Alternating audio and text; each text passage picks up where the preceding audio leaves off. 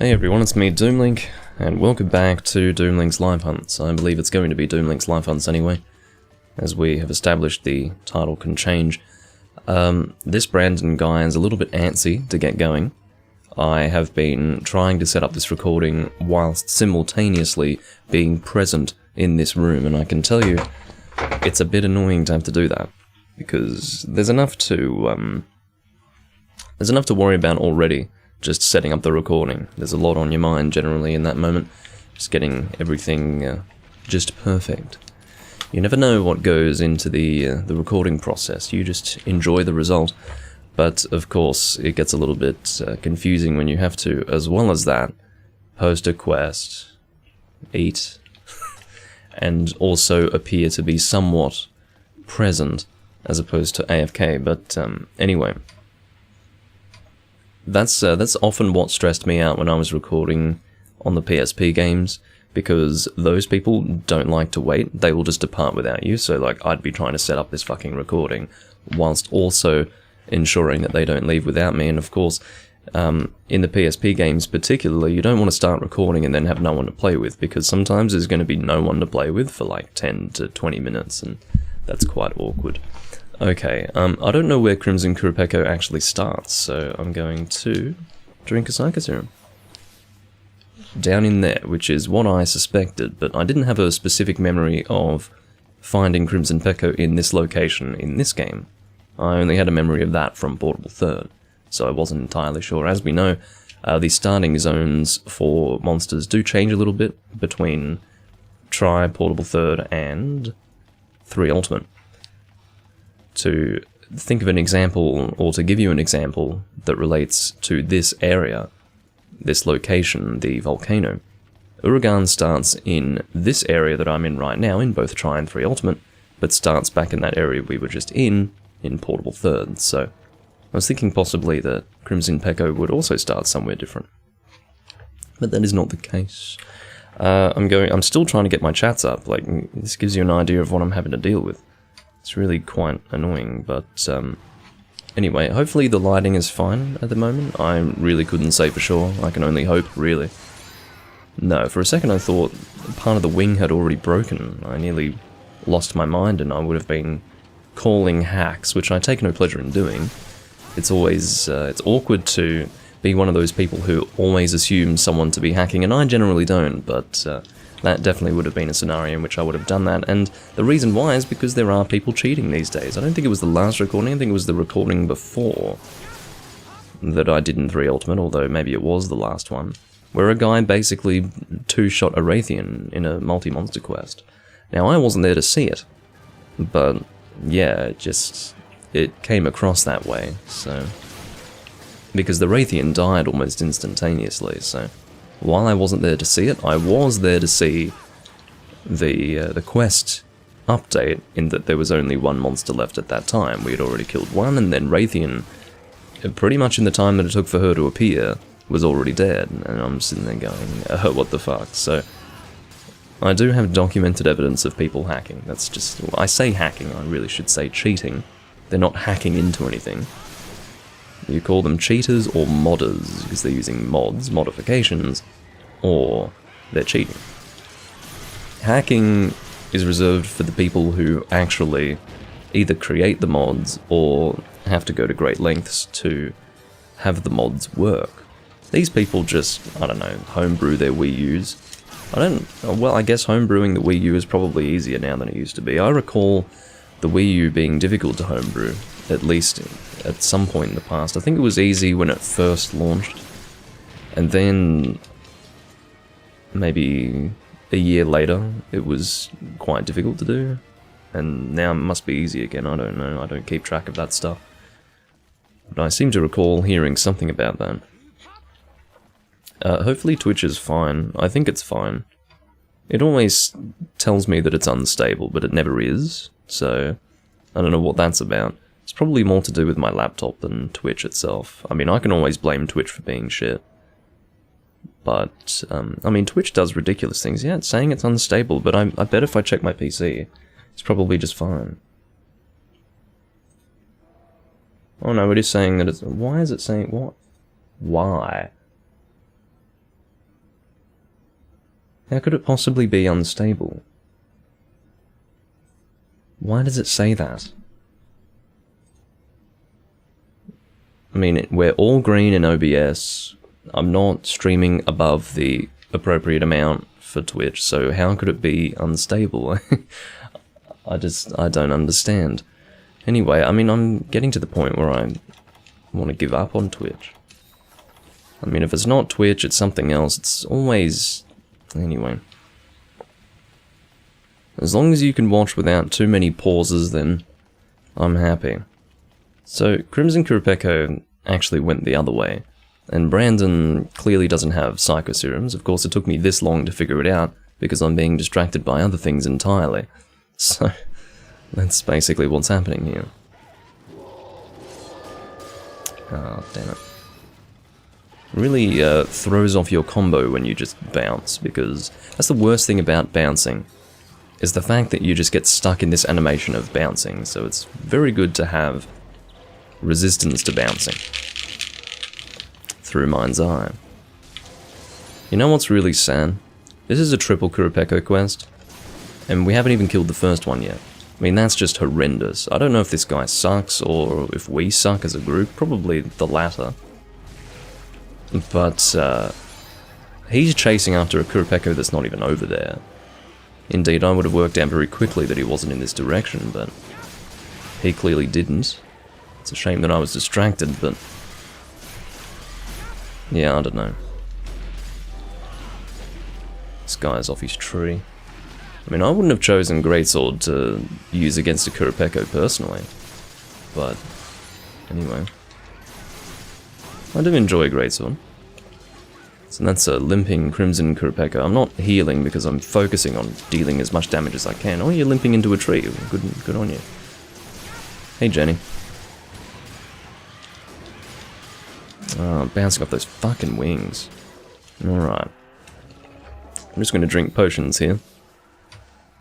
Get off my screen, HP support assistant. Bastard thing. Okay, so... let's pop out that chat. Come on. Alright.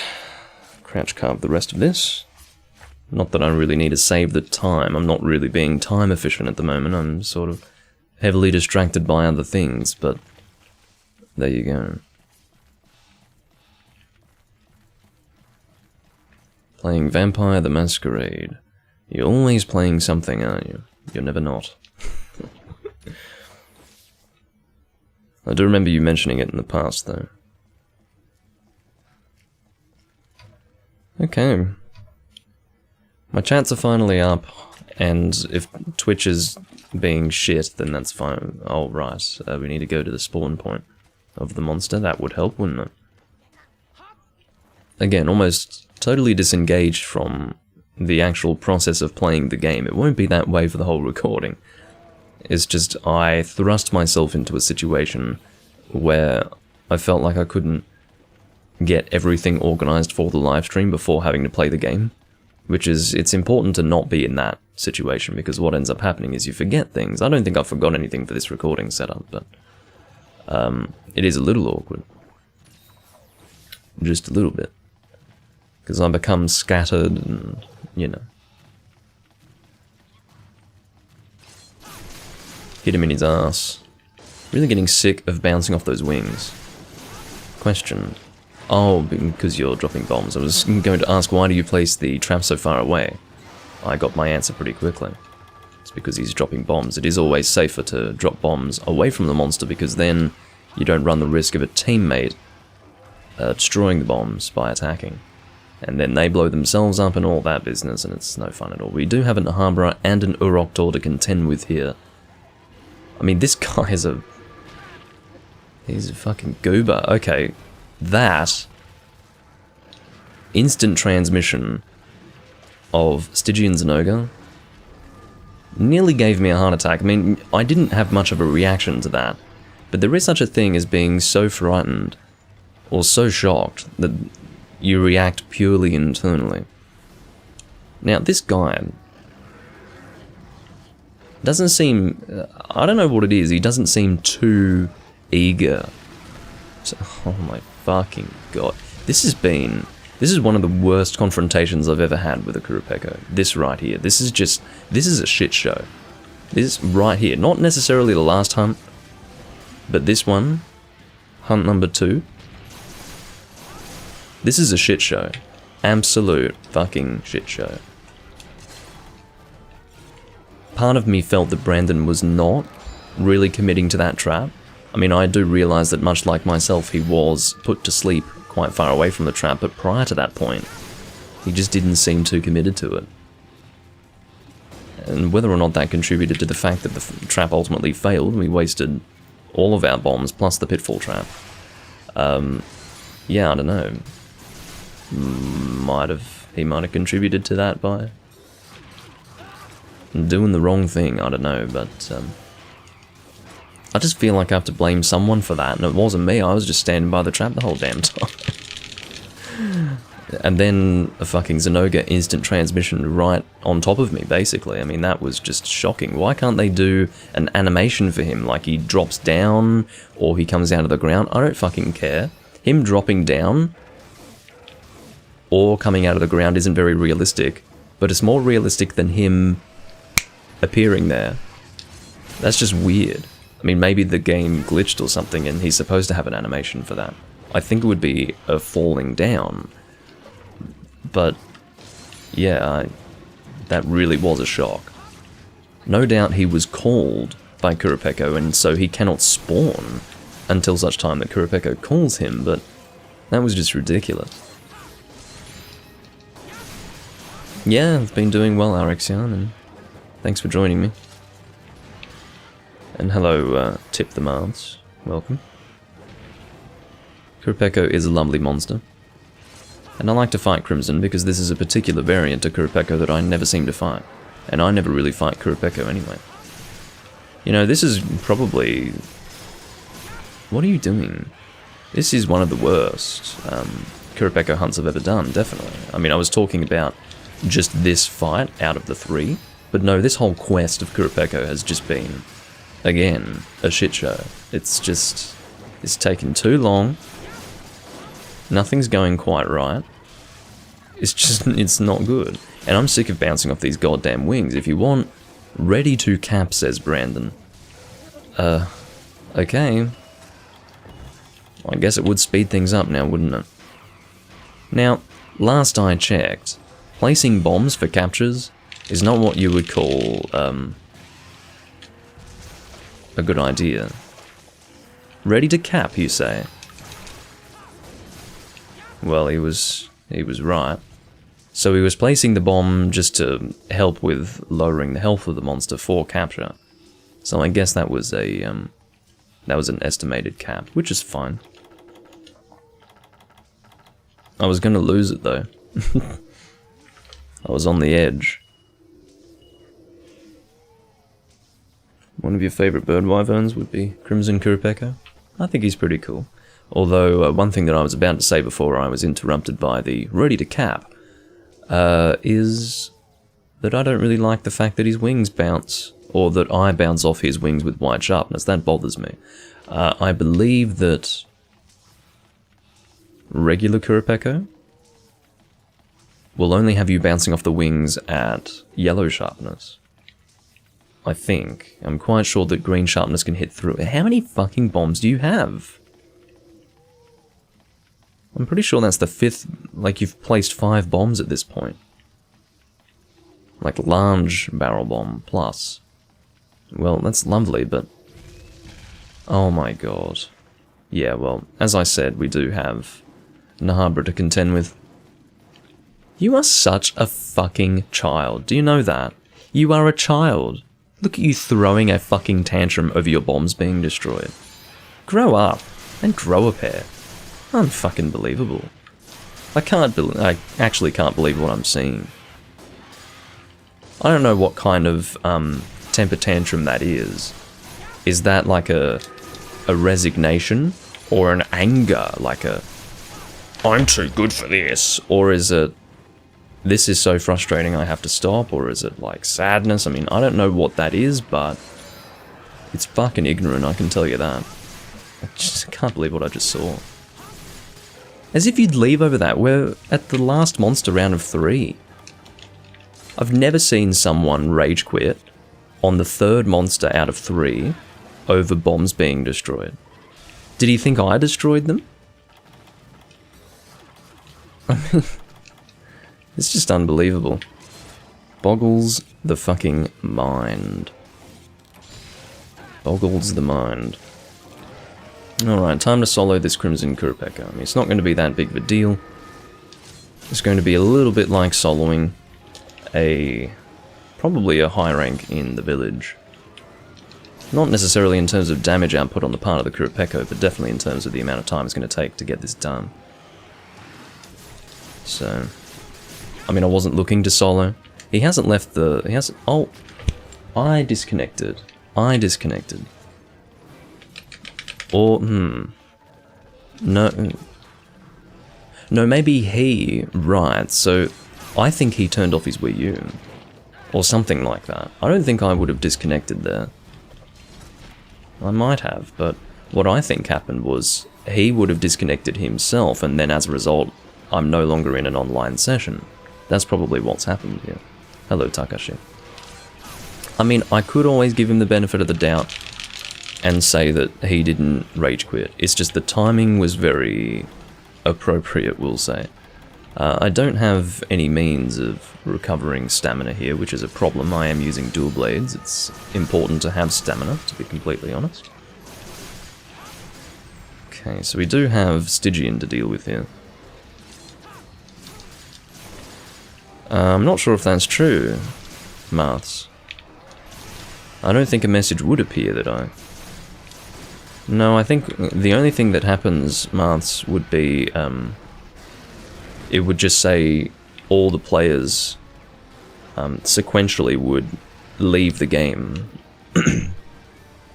The way that I can see that I'm disconnected from the session is that I can't actually check the room info, which suggests that I'm offline, but that doesn't tell me whether I've been disconnected or if the host is simply disconnected from me. So... yeah, I don't think it would say you are no longer online. That wouldn't appear on the screen. That doesn't seem to register with my memories. That is a really weird song. That sleep song. This is the only monster in the series that can actually put you to sleep from almost any distance. Because... oh my god. Yeah, it's good that you keep doing that. You're flashing your assistance. Definitely makes life easier for me. Crimson Curapeco's a bastard. I mean, I was not expecting to... I mean, this is going to be a 20-minute affair. I was not expecting to spend 20 minutes hunting 3 Crimson Curapeco. Oh, fuck off, dickhead. I was stuck against the wall.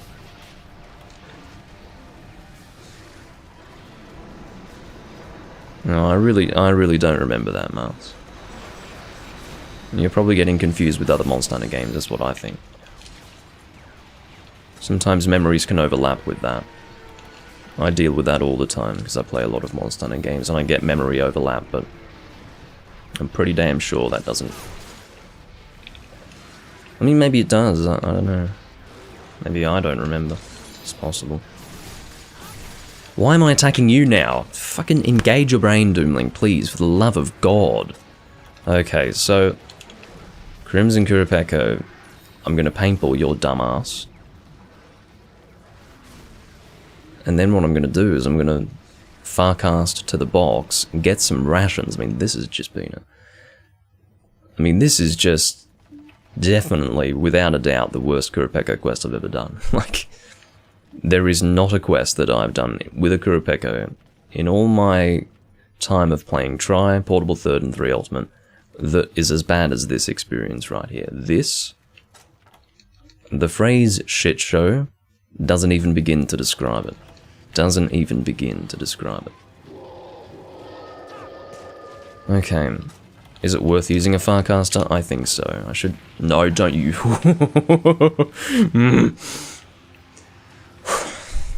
I was going to say I should save all the time I possibly can But no. That's more than I can fucking ask for, clearly. What a joke. You know, I think I've concluded that I don't like that Brandon guy. I don't know what it is, he just doesn't strike me as a good teammate. I'm not sure what it is. I think I've got battery acid on my fingers. What are you talking about, Doomlink? I had to change the batteries in my TV remote, and I think they were leaking. Because they've been sitting in that remote for like 6 or 7 years. I think I've still got battery acid on my fingers. One moment.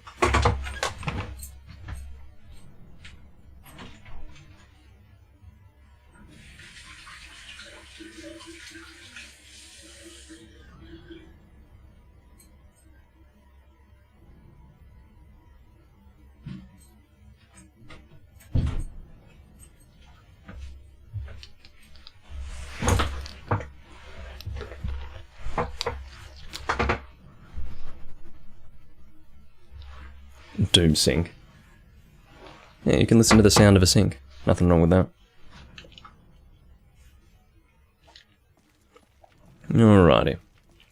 Yeah, I'm sure that was more audible, mostly thanks to the fact that I do have compression.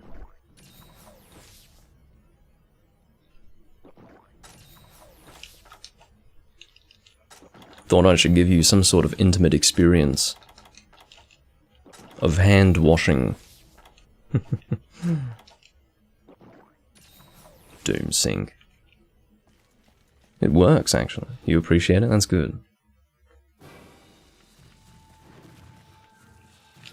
Alright, so I did paintball you, didn't I? I believe so. God. What a fucking joke.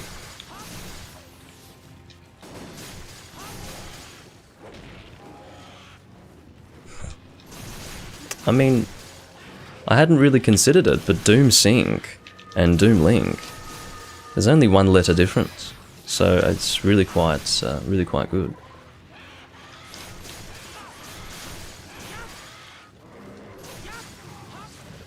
Oh dear.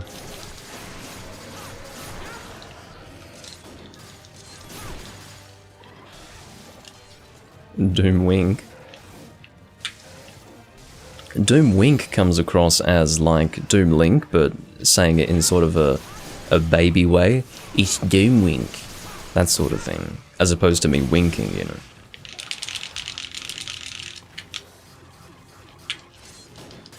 No, stop. Again, this bouncing on the wings is just a joke. I have to dive. How long does it take you?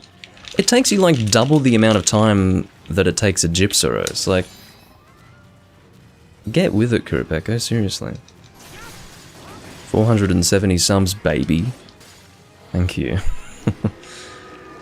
I did notice that. I think I hit 470 2 days ago. But yeah. It's always possible that it'll go down again. I mean, people do unsubscribe. I don't know why. I don't know what suddenly becomes so different about what I do that they feel that it's necessary to unsubscribe. It's like, I don't find this interesting anymore. I'm thinking, well, I've been doing the same thing for many years. I don't know what you want. What I think it is I think YouTube auto-unsubs people from channels. I mean, that was something that was happening in the past, for sure. It's probably still happening, but... Oh, the bots have left, have they? I will check that. It's about time. I mean, that took about 2 weeks, I think. It's a long fucking time. Let me check. That's exciting, if so. Oh no, it seems like they're still here. Hold on. I'm refreshing the stream. On Twitch, anyway. Let's see, have they left? I don't believe they have. No, it still says 413 followers, so... No, they've definitely not left, unless you're talking about different bots. Not sure what bots you're referring to, then.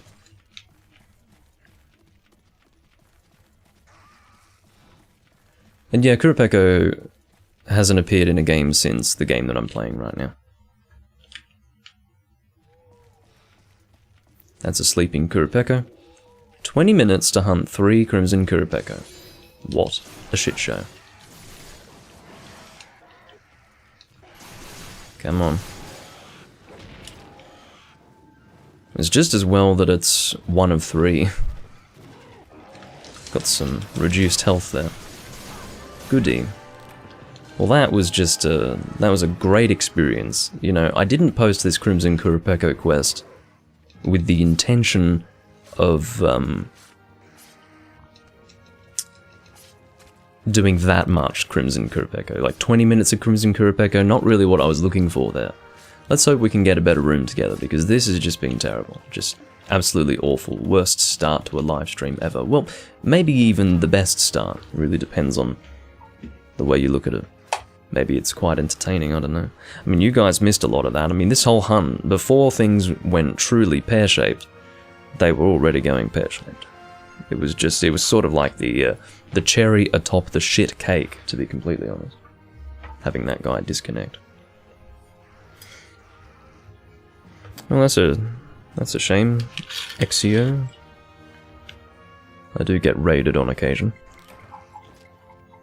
But yeah, I think I only did 2 hours yesterday. I don't know how long I'm gonna do today. Oh, by the way, I got a different whiskey to what I usually get. It's backwards, by the way, but this one's actually alright. It's better than... I'm getting litre bottles of bottom shelf stuff. There's some good stuff on the bottom shelf, some stuff that's just utter dog shit. Usually I go for bells, but because it's nicely peated and it's not too rough. But they didn't have bells, so I had to go and branch out. And yeah, this has turned out alright. I mean, it looked a bit shit. It's label 5. The original label 5. I'm thinking, oh god, what's this going to taste like? It's actually alright. It's a bit sweet.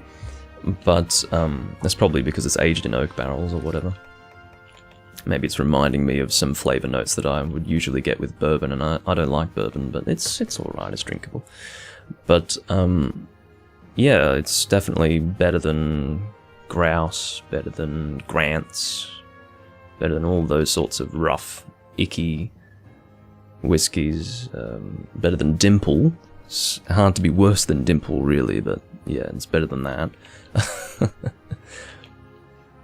Do I want this protection? +6, defense +10. It looks really good, but it's not that great, but I will take it. I will take it.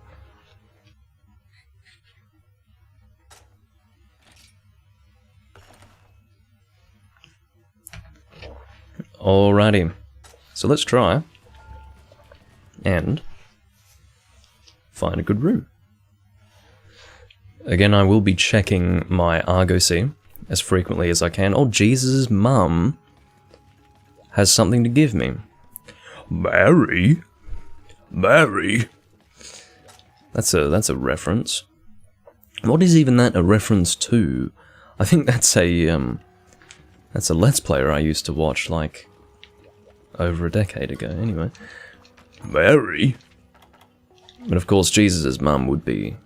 It's Mary, isn't it? Yeah, the Virgin. You know her.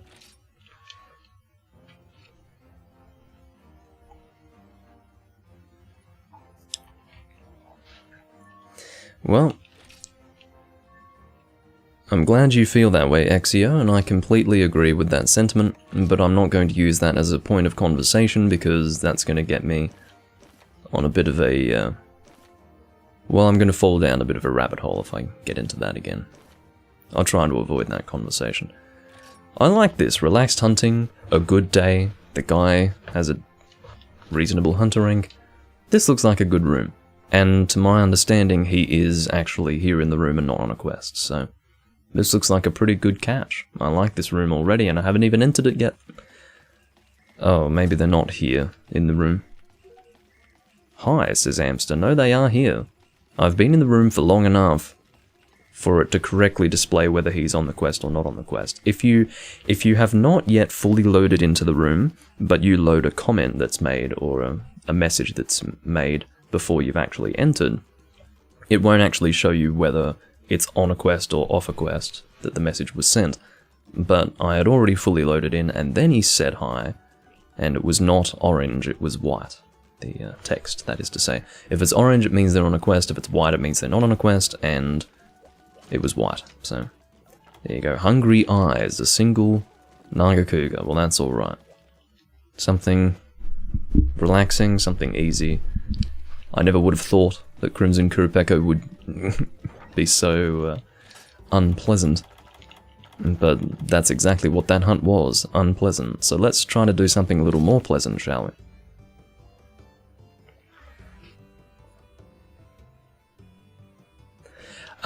Maths, that doesn't surprise me because for about 7 to 8 months I stopped streaming on Twitch, and as of about 2 months ago I started streaming on Twitch again as well as YouTube, so yeah. At the moment it's probably better to be on the Twitch chat because there's more people in the Twitch chat at this time. I always have both my YouTube chat and Twitch chat open. I understand that maybe some people can get a bit confused or feel left out if I'm talking to people that are in a chat that they're not in, so it's always best for people to be able to go back and forth between both. Some people just prefer to stay on YouTube, they don't like to go onto Twitch, and you know, for some people also, Twitch playback isn't as smooth for them as it is for YouTube, and that's because YouTube actually deals with a lot of the video rendering on their side before it's delivered to you. So, whereas for Twitch, the viewer has to do all the video rendering in terms of like video bitrate, like that is on the part of the viewer's internet, not Twitch's internet. I don't really know how to explain that in a clear way. It's kind of outside of my area of expertise, but that's the idea. Some people get a better viewing experience on YouTube. Let's go hammer, and I will use the Lagio Vortivolt. Vortivolt, I don't know how to fucking say it. Oh, we've got a fourth person. Onanera. I just have a feeling that he's Spanish. Just have a feeling. I mean, it would be a good guess, because there's a lot of Spanish people playing this game. And I mean actual Spanish people, not Spanish speaking. At least I believe they're Spanish speaking. No, I believe they're actually Spanish, because it's mostly Europeans who play this game, you see. So I don't think they're South American or anything like that.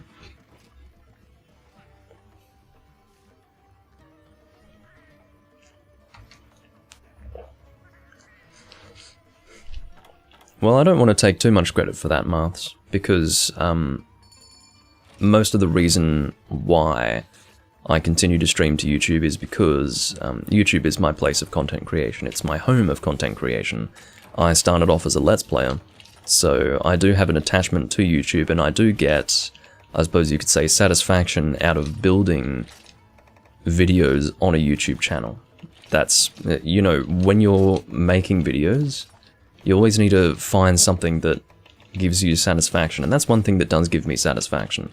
So, that's the main reason why I continue to stream to YouTube. I'm not particularly loyal to YouTube, and I'm certainly not loyal to Twitch. I just like to reach as many people as possible, I suppose, so streaming to both is a good thing in that regard. There are definitely people that you will pick up on YouTube that you won't pick up on Twitch, and vice versa. Generally, you will find a better audience on Twitch. Not a better audience, that's not true at all. You will find a larger audience on Twitch.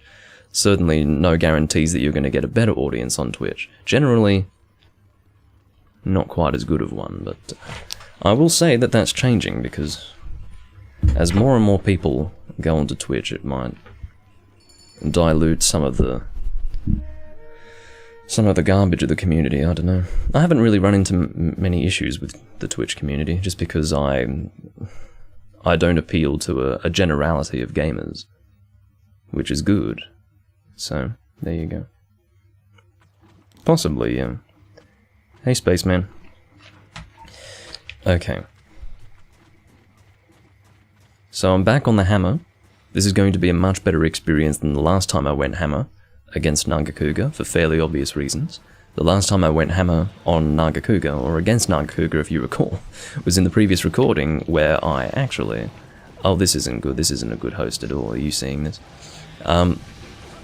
But yeah, the last time I went hammer, it was a 3-man against Nagakuga, and all 3 of us were using hammers. Now that was no fun.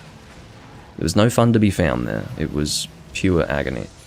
And, I would not wish that experience on my worst enemy. Can you please turn around before I run out of stamina? That did not happen, clearly. Alright, I'll just go in for a side smash. Oh, fucking pressed B just slightly too late. If you evade too early, at least it looks like you've evaded, but if you evade too late, you just sit there and take the hit like an idiot. So I can say, I rolled, but if it just looks like I took the hit, it doesn't mean anything. So, yeah. You think I'm a guitar player? I should be a guitar player. I've always wanted to learn guitar. But it's the sort of time sink that I almost can't justify.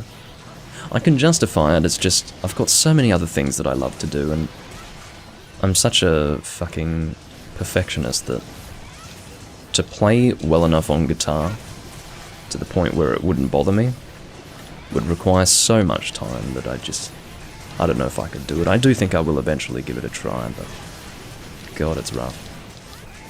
But yes, I am a musical person, so I would love to play guitar. Well, I managed to get him with that upswing because I was able to go underneath the wing. That was actually pretty good. Whoa, that's a bad idea. Don't throw flash bombs on a Nagakuga. That's one of those monsters that is not going to give you much of a return on effort. Said effort as opposed to investment because I don't like using the word investment in that context. There we go. Because you're not really investing in throwing a flash bomb. It's a quick thing, but my point is that action is not going to yield much in the way of results against a Nagakuga for the reason that he's one of those monsters that really doesn't get stuck in place or anything like that. What he will do is attack about as often, but he will be less predictable. So flash bombing a Nagakuga is not a good thing. And as I've said a million times before, you always get it with people where they just assume that flash bombing is going to make the hunt easier, but then if the hunt becomes harder while the monster is flashed, they don't observe that and internalize that. It's almost totally ignored on their part. They just think, okay, flashing is good, so I'm going to keep flashing. They don't even check to see whether it's a good thing to do it or not. I don't know if that's because they're simple-minded or they have a shallow experience with the game and therefore don't observe the monster that they're hunting, which is kind of the entire point of Monster Hunter, but I can tell you right now, as a person who has to deal with teams who constantly flash Rajangs, for example, as long-time viewers will know that I often have to deal with, yeah, it's fucking annoying, so I'd love it if people could maybe observe what they're doing in the fucking game. Can you stop glitching on that wing? That'd be great.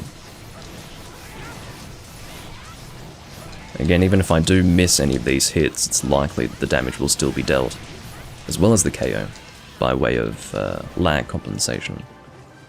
Okay.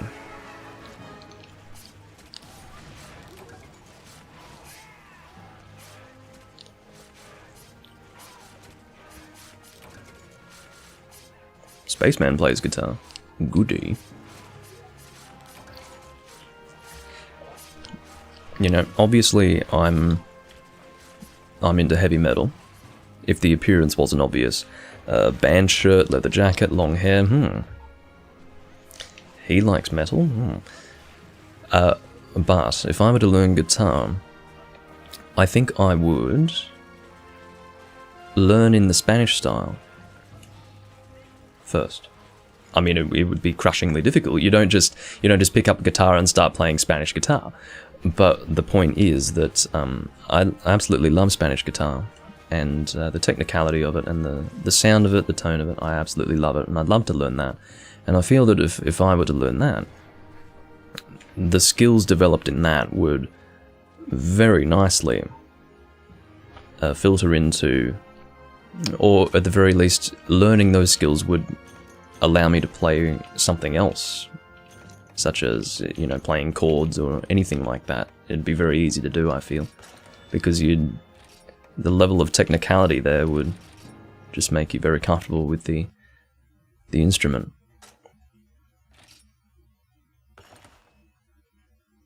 What is the Spanish style? Well, I don't even know if it's specifically called the Spanish style. All I can tell you is that Spanish guitar is very specific in its sound, so therefore maybe you could refer to it as Spanish style. I don't know if it is, but yeah. But I'd say there's a lot of technical heavy metal music, but Spanish guitar is pretty There's no part of it that's not technical, is what I would say. 4-point formation. Are you having a laugh? Just when I mean, this is not relaxed. I mean, you could call it relaxed hunting. How are we going to do this then? What have you got? You've got what? Okay, so you're not doing this seriously then. Because you're using Thunder Dual Blades. That's not a serious loadout for 4-point formation. Let's draw a comparison for people who might be familiar with Generations Ultimate. 4-point formation is basically the Brachydios charm farming of this game in the sense that when you join the quest, you join with a specific loadout that is designed to lock down the monster and kill it in the shortest amount of time possible. In this case, it's clearing the quest in the shortest amount of time possible, but the yield is not charms, it is instead XP. So yeah, I'm strongly averse to doing this quest, but sure. I will use the lazy thing. The lazy thing, very articulate of me, is Brachydios Dual Blades. Usually what they do is have 2 people on Brachydios Dual Blades and 2 people using heavy, normal bowguns. And lock down in whatever way they do that. I think there's trapping and maybe flash bombing, or I can't remember exactly, but this is one of the most dysfunctional teams I've ever seen for a 4-point formation run. I mean, fire is your ideal element, like that's a good element to go with, isn't it? Well, it's effective against 3 out of the 4 monsters, so I guess it's alright. I wouldn't go element against these monsters, but anyway, this is definitely one of the least optimized 4-point formation runs I've ever seen. So, there you go. They're possibly all weak to thunder. I don't think Barioth's very weak to thunder, is he? Like, either sand or regular Barioth. I mean, maybe they are. Maybe it's a secondary. It's possible, yeah. Hadn't really considered that. I'm so focused on primary weaknesses that I never really consider secondaries. But maybe it's a decent secondary weakness. Onanera asks, you guys play often? Yeah, I play fairly often. Alright, let's go.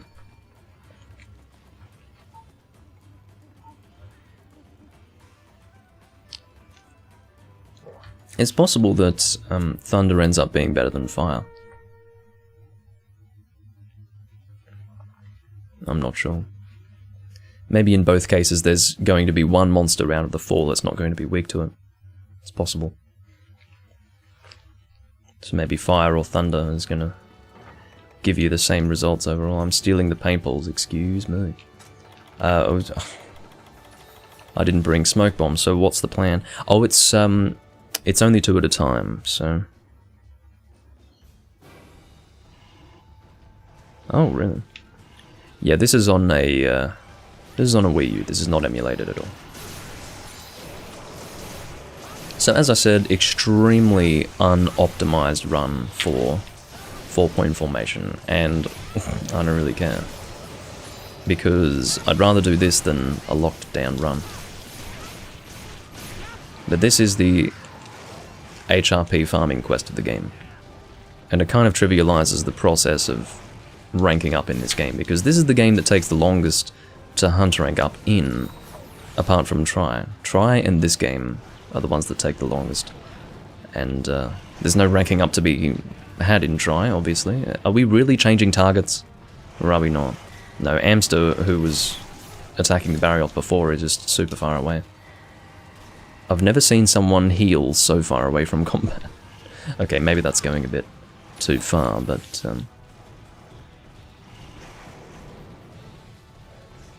That Nagakuga is almost always outside of my field of vision, which is good. It means he's out of sight, out of mind.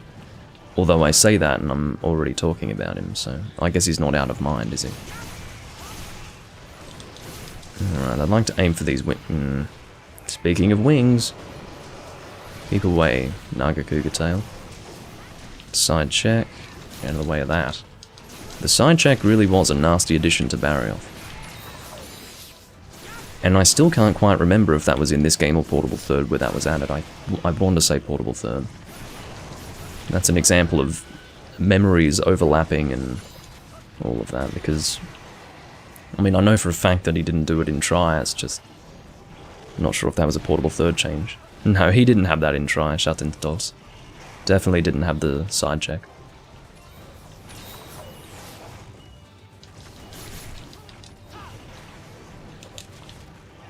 If there's one game that I can remember very clearly, it would be Try, because it's the one that I played the most of, so... anything that's different to Try I can attest to. It's just, as far as what was introduced between Portable Third and 3 Ultimate, I don't really know exactly in all cases. A lot of changes were made to Try monsters in Portable Third. A lot. So therefore... there would be more of a chance of the change having taken place in Portable Third than in this game.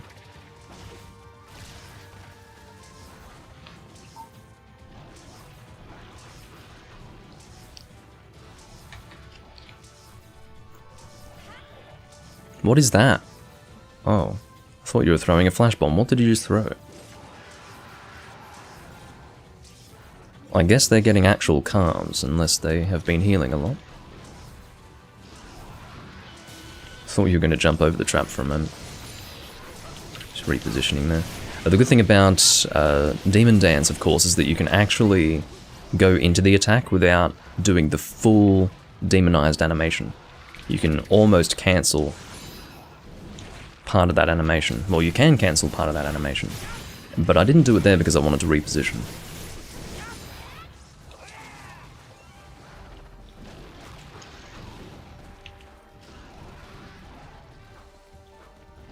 Is he enraged? Yes, he is. Just wanted to make sure.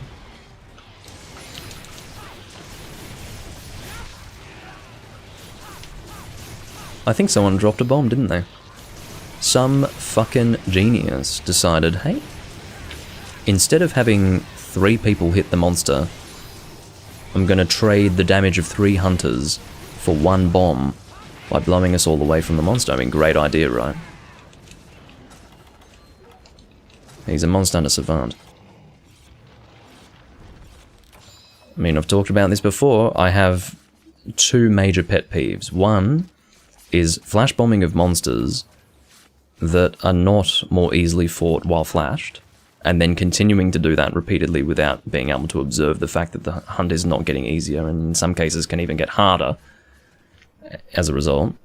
Pet peeve number 2 is people who decide to place bombs on traps, not prior to the monster getting there, but when the monster's in the trap and people are attacking the fucking monster. Lo and behold, as soon as the bomb is dropped, everyone's getting blown away from the fucking... What are you doing?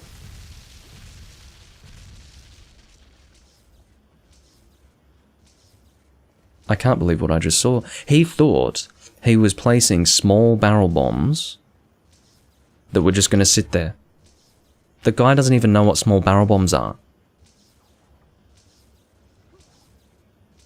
That's what we're dealing with here today, ladies and gentlemen. This reminds me, I swear to you, this happened. One time I was doing an Alatrion sleep bombing run.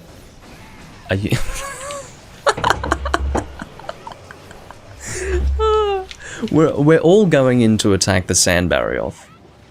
And then Onanera attacks the Green Nagakia and completely... making it so that the smoke bomb did nothing, so great. Anyway, aside from that, I just don't even know what to say. Anyway, I was going to tell you a story about how, I think this was 3 or 4 years ago, in this game I was doing a sleep bomb run on Alatrion, and I told everyone to bring bombs. Now, I didn't say what bombs to bring, okay? I just said bring bombs, with the assumption that everyone would understand that what I meant by that was Barrel Bomb L+, because otherwise why would you bother? But, you know, people are welcome to bring just regular Barrel Bomb Large if they can't fit all those scatterfish and gunpowder in their inventory. I mean, that's fine.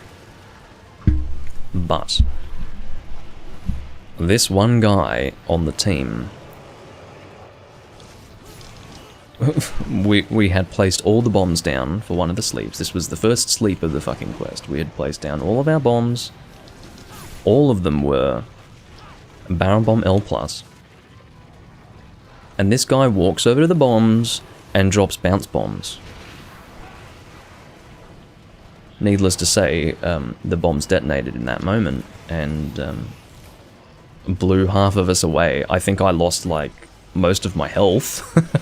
It was ridiculous. I'd never seen something so ridiculous. But yeah.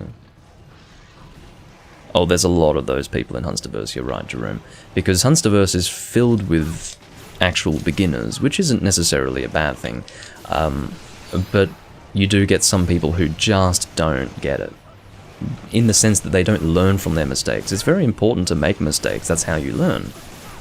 But I start to take exception to that when people don't learn from their mistakes, and that's something you see time and time again in communities like Hunsterverse, where they fail and they just don't learn. So what you're dealing with is just constant failure, and then it's quite well, it's more than disconcerting. It makes me not want to hunt with those people. Most of that can be found in the Portable Third community on Hunsterverse, but there's a little bit of it in Freedom Unite too. The best community would be the Freedom 1 community, but yeah. What can you say? Oh. Repositioning there, sort of bumped my boom stand. Can you relax a little bit? This sand barrioth is quite incensed. Can you... Because he's jumping around, this is one of the most aggressive sand barrioths I've ever seen. Thank you. You can finally stop and then I can hit your damn wings. Now, an optimized 4-point formation run from memory takes about 3 minutes. From memory. It could even be shorter than that for an optimized run. Hey Vernon. You're welcome to hunt if you're able to. Although I don't have space in this room. You know what? I feel a little less attached to this room now. Because I've witnessed some true... Well, I wouldn't say ignorance, just lack of experience. I mean, the guy placed down small barrel bombs, not realizing that they were used for detonation. I mean, everyone has to make that mistake eventually, don't they? But I'm just kind of shocked that it's taken him this long to make that mistake. He's in G rank. No, did you see that? They definitely homed in on me. Without a doubt.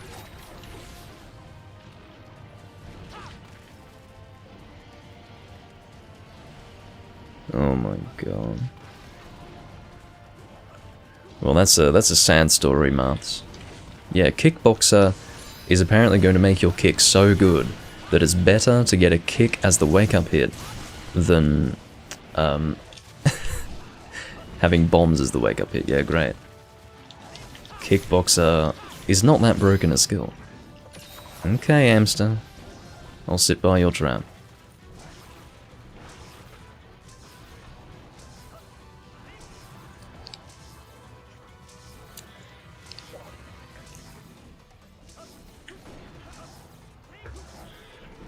And that's right, Jerome. In the Freedom Unite community, those motherfuckers will flash Rajang all day. And you can tell them, you can say, do not flash Rajang, and they will do it. Almost, it's like they do it out of spite. I want to hit those fucking people. They're all phone users, of course. Anyway. Don't do it, Valera. This guy's trying to be a fucking hero. Alright.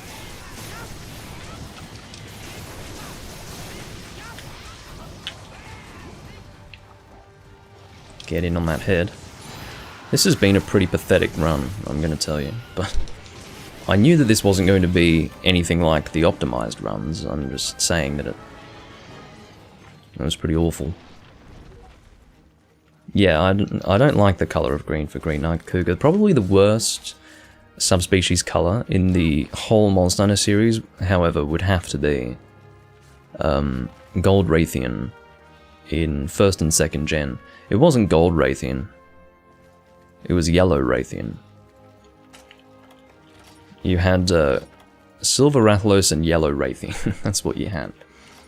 And calling that Rathalos Silver Rathalos would be going a bit too far as well. More like grey and yellow Rathalos and Raytheon. First time playing since 2013, says Onanera. You've been... I mean, I don't care. Like, first time playing since 2013, you make it sound like you've got a lot of experience with the series. But I just watched you place small barrel bombs, intending for them to just sit there and not detonate, I don't know.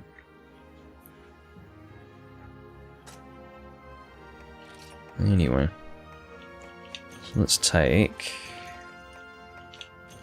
anything that we can possibly fit. Conqueror's Seal, what fun. Okay, so what is our HRP? Damn. Oh no, that's, well that is HR points, bloody hell.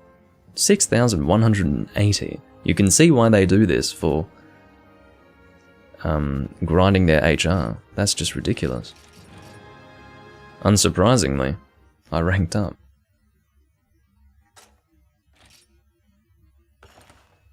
No, you're not blunt, Exio. Or unfriendly, it's just, you know. It is what it is. Some people... that's my turn, apparently. This wasn't really a turns room, but I guess we're doing turns. Amster says, oh wow, that's a long time. It is a long time to stop playing Monster Hunter. But I don't think that's an excuse for doing what he did. Anyway.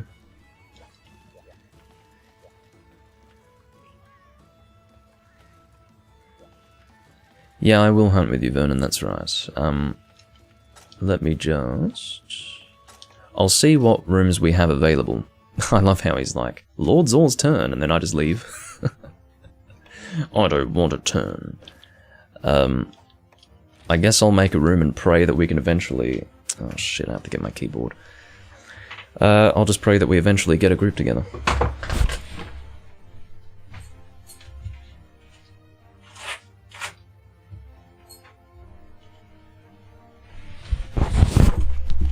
Oh dear.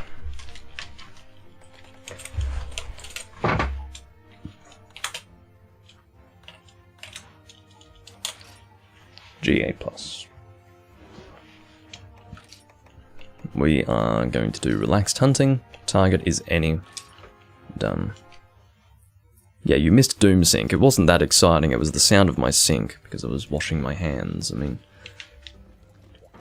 if that's enough to thrill you, then it must be an absolute... It must be sensory overload to watch my videos in any ordinary case.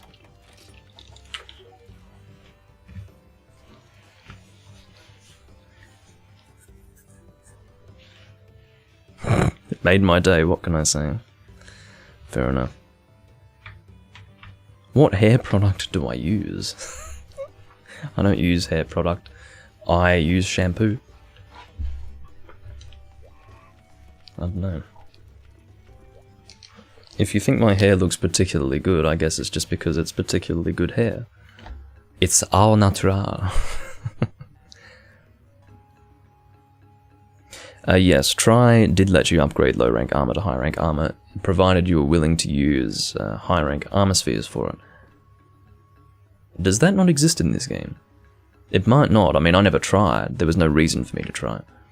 But it is true, it would never be quite as good as proper high rank defense, but it would at least be viable in high rank.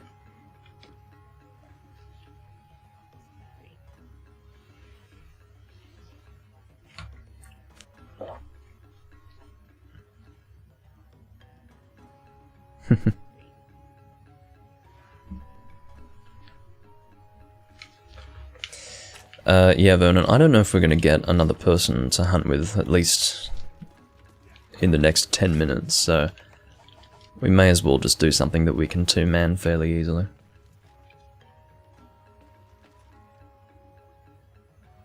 Oh, that's awful. Out of at least 6 G-rank ivory, you still haven't received a single horn out of the 4 that you need. I mean, that's really quite awful. I would say that's just terrible luck. It's not that hard to get them. I don't know what the drop chance is, but I wonder if it's a capture reward as well. It might not just be a wound reward for the head, it might also be a capture reward, so maybe capturing would help. I would get out my dex, but I couldn't really be bothered. It's because I'm an asshole, I guess. Here we go again. What would be a good way to break the head easily with 2 people? I could try to sleep. I could bring a sleep weapon. What sleep weapons do I have? I think I've got at least one. I'm just going to go through them like this. I think I've got a green Plesioth weapon. Somewhere. It's been so long since I've bothered. Here we go. Plesioth Dire Spike. There she is. Let's bring our status set with Plesioth Dire Spike. Oh, you can break the head easily and consistently? I guess it is slime, isn't it? Okay, well. I guess I'll just go with damage. Oh, I play all the Monster Hunter games between Freedom 1 and Generations Ultimate. Basically every game that exists between... Oh, we've got a friend, Logan X. I'm typing on my keyboard upside down. Hi. I mean, if you can't type hi upside down, there's probably something wrong with you. But yes, that was something I was able to manage, fortunately.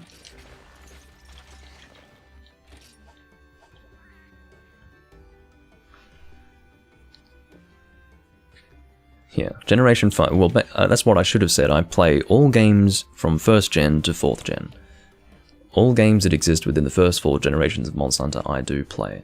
So, there you go. Except for DOS. I don't really play DOS. I want to, but I just don't want to sink the time into playing DOS until I've really got a very well-developed character for Freedom 1. And then, even then, I think after Freedom 1, I'm going to work on Monster Hunter G. So...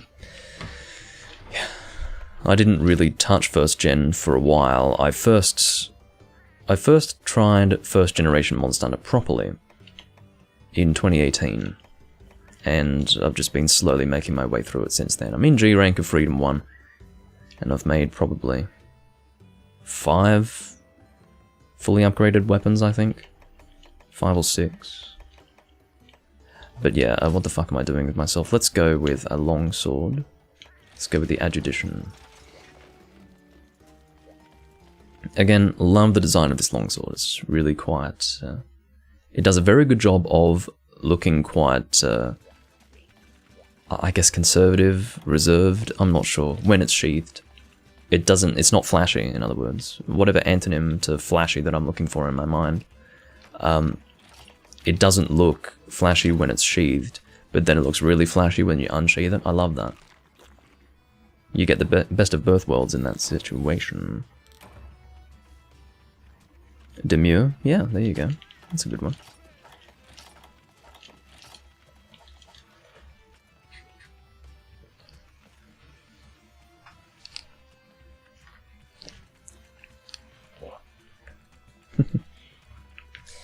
Well, as I said, Exio, I definitely feel your sentiments on that one.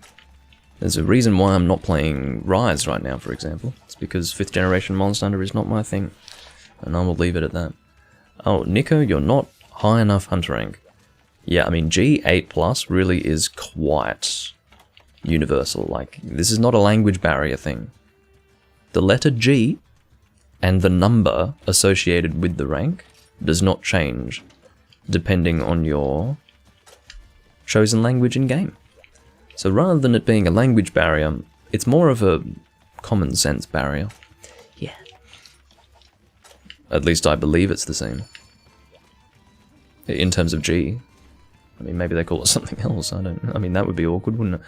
But I think it might be different for high rank. I think high rank would change because HR is short for high rank, and high rank is a English phrase, but G, I think, would be universal. Okay, so what the fuck are we hunting? Ivory Laggy. I'm going in the right direction for a change. Usually when I start a quest, and I don't know what the fuck I'm hunting in the first moment of starting the quest, I'm running in the opposite direction of where I should be going. For once, I managed to work it out. Well, not work it out, but rather get lucky and do it right. What are you pinging for? I'm pinging to say, the monster's here, guys. Well, thank you. You've been a tremendous help. I'm gonna cut that tail if I can.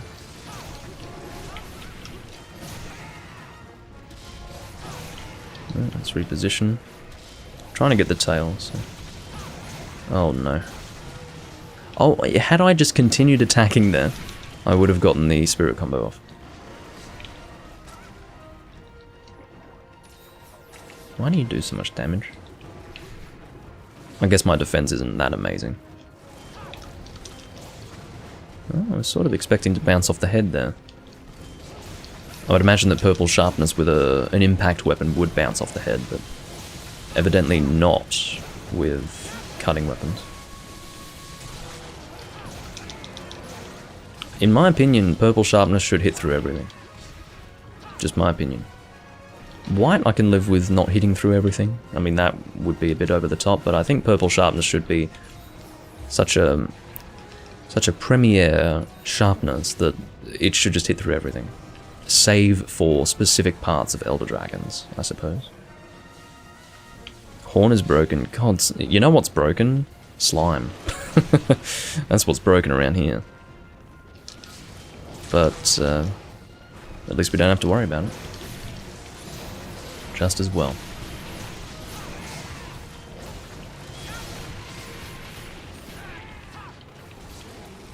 No, I'll aim for the chest then. Honestly, his big arms really prevent me from going around him.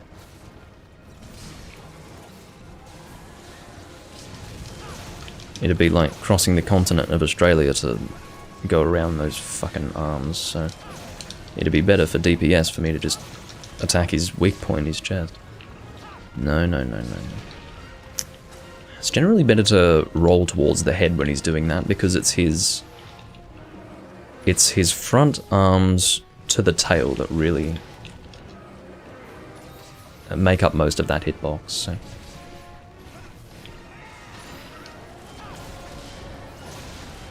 I actually don't care about the tail anymore. That's what I've decided. I've lost interest. Doomlink loses interest. Well, that's what's just happened. I'm just gonna hit him. I want him to die as soon as possible. I feel like such a longsword Larry when I just spirit combo through a monster's attacks and then just happen to not be hit because it flinches. I mean, that is the ultimate longsword Larry move. It really is. It doesn't get more longsword Larry than that. Just spam spirit combo hoping the monster flinches. It really does take the strategy out of Monster Hunter, doesn't it?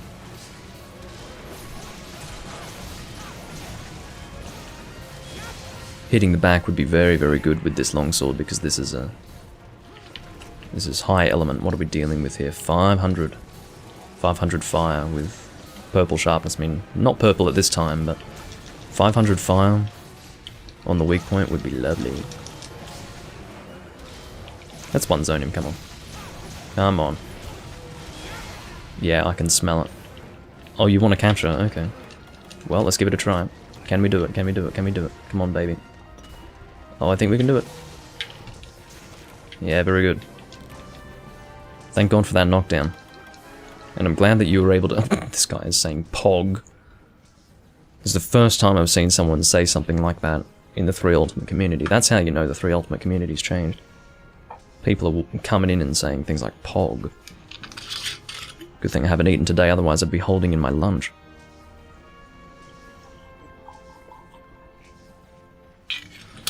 Alright, I actually don't know if...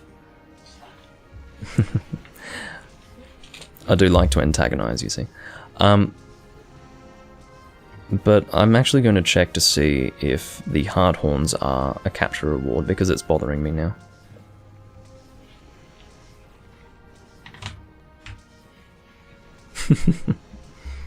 Oh, it's 5% from a capture reward. Okay, so it is a capture reward. That's good to know.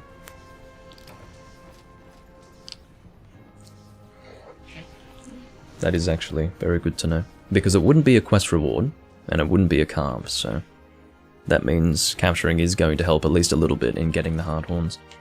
If it's any consolation, Vernon, I didn't get one either. So, although I'm probably sitting on a lot. I think I checked last time how many I had. I will check just out of interest, not to flaunt it, but rather to, I guess, check and see what we've got there. It's purely out of interest. You didn't get any? I mean, what the fuck? Why is it so hard to get them? Takashi, what is the headbreak reward chance for Hardhorns on Ivory? It must be like 30%. It can't be lower than 30%. 46? I don't know. Vernon's telling me he's done 7 quests and still hasn't gotten 1. I mean, that's fucked up. Oh, you're going for Ivory with your lightning bow. Well, I hope you didn't use that dynamo for the bow. You did get 1 dynamo, so I hope you haven't used that for the abyssal bow. I mean, I trust Kid Icicle. That's what I used to use for 3 ultimate. But now I use Ping's Dex. I would recommend all people to use Ping's Dex for 3 ultimate, 4 ultimate, and Generations ultimate.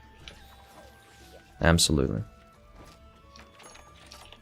Those are really the only games that Ping's Dex exists for, but it's the Mod Standard Bible, seriously. It's a beautiful thing. Yeah, that's what it is, Axio. Yeah, you got it right. Have I encountered a player saying Lodi to me? No, I haven't. I don't know what that means, and I can tell you I haven't encountered that.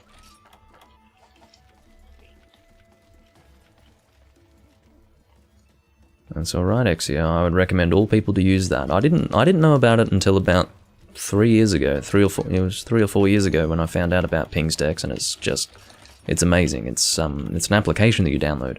You need to download NET Framework 3.5, I think. But it's not a big deal. You just install it, and you don't need to restart for it or anything. And it's mentioned on the Ping's Dex website. And you download each of those applications, and they run. I believe they can only be launched from the original exe file. You can't launch them from a shortcut, for example. At least that's what I encountered. And it's so good. I mean, all the information is there, and it's so nicely set out, and I just love it. I absolutely recommend that. But Kid Icicle is good as well. Oh, what quest are you doing? Oh, Valero is here. Moonlit Tryst. Oh, yeah. This quest. Okay. Haven't done this one in a little while.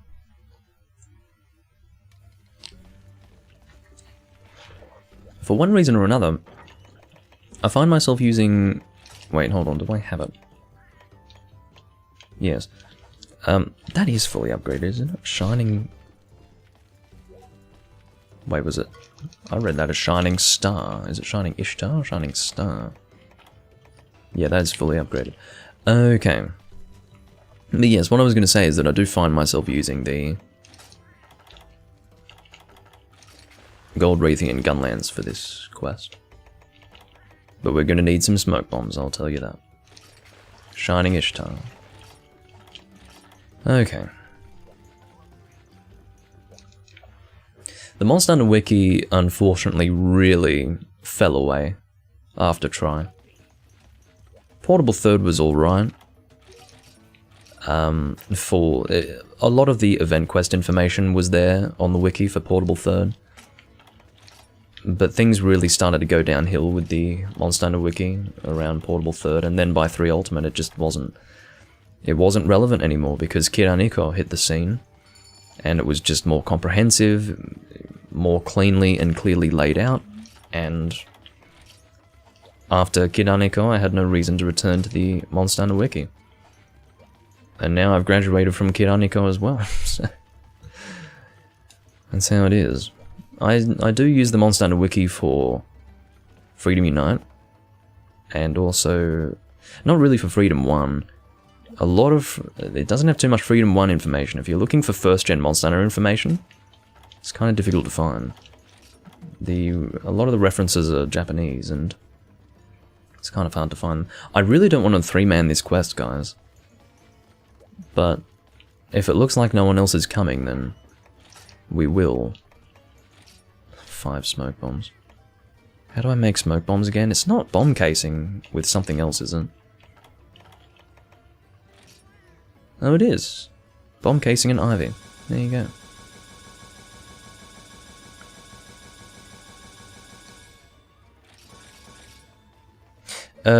That's exactly right. Game Facts is where you find like, most of the first-gen Monster Hunter information. But things like weapon trees, I use the wiki for. But you're absolutely right. Old Game Facts posts from, like, usually between 2005 and 2007. Lots of really good comprehensive Game Facts posts that detail most of what you would want to know for first-gen. Really quite good. Oh, sorry. Bloody falcon punching the microphone. Oh. I knew someone had joined. I can... Whenever someone is loading into the area, I can hear my Wii U loading it. So... Amelia has joined. Ooh. Is that 700 or 790? I think it's 790. Fuck off. I don't want to talk to Kayemba. 790. Well, glad we fucking waited. As I said, well, as I have said in the past, sometimes a little bit of patience can get you great results.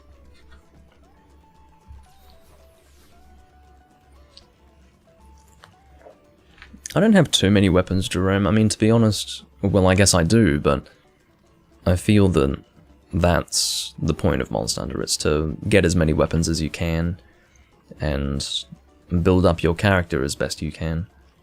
So, it's kind of normal to me. No, I don't think that'll be happening, Marths. I'd be pretty upset if that were happening. I don't know if smoke bombs will work for this quest.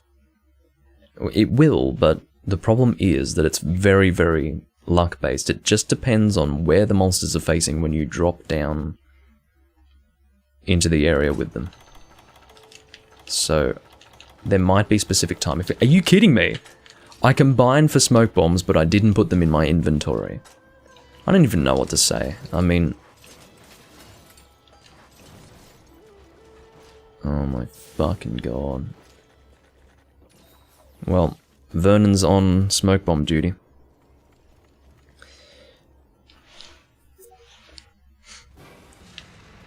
Okay. Well, thank God for that. That worked out very nicely. That worked out very nicely. Good luck with those smoke bombs, Vernon.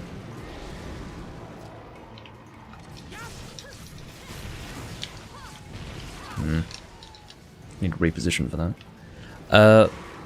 Just try to watch for when the smoke begins to dissipate, Vernon. You've got like a 3 to 5 second window between the smoke beginning to dissipate and the point where the smoke actually stops being effective. I'm sorry, Amelia. I had pointed it away from you, but the hitbox for that is just too big. Yeah, that's perfect. That was great, Vernon. Oh, shit.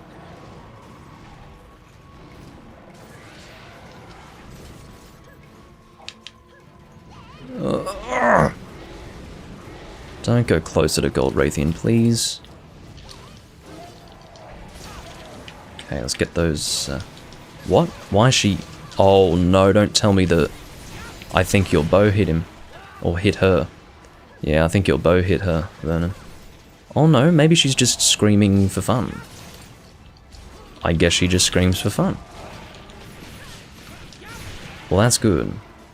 Again, I don't want to look as if I'm accusing you of anything. I just mean that if she were to be hit from a distance, it would have to be from arrows, but yeah, it seems that she just likes to roar while she's not doing anything.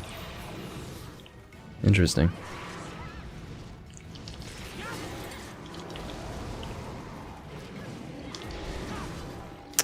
Come on.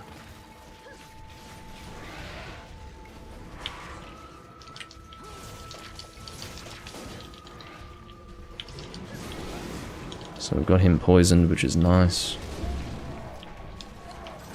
Can I get in? You get any decent hits on that wing? I think so, yeah. Can get at least 3. 4, good. It's a bit dangerous to do this. I was going to the side so that I could avoid the fireball there. But I didn't manage to get the hit.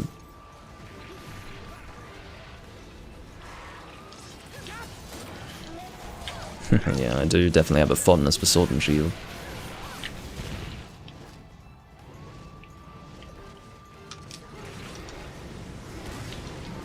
Can't quite see if I'm hitting him up there. I can probably wyvern fire on the fly down. Or on the landing. The fly down. That was very good. I'm inventing phrases now. Fortunately, we're quite far away from Gold Raytheon, so we weren't spotted in that moment.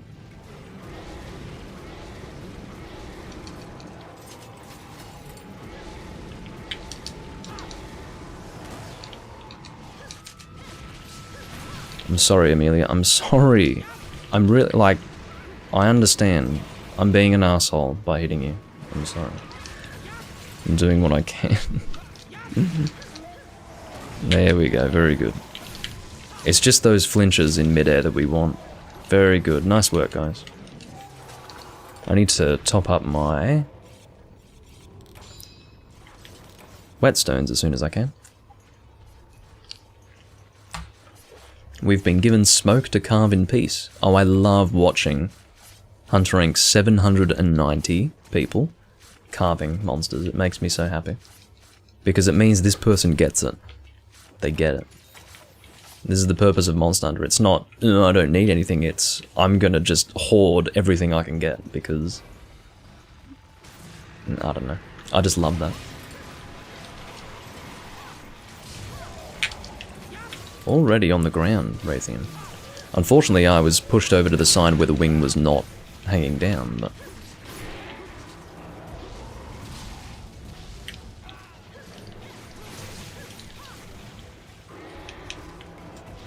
it's a bit dangerous here.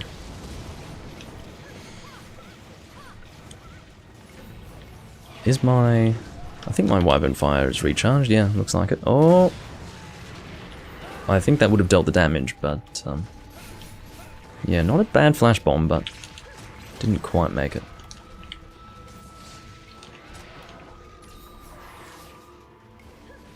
Show us that guild card again, I will. Just so I can check to see what my sword and shield usages are. I think it's like 560, 570, something like that.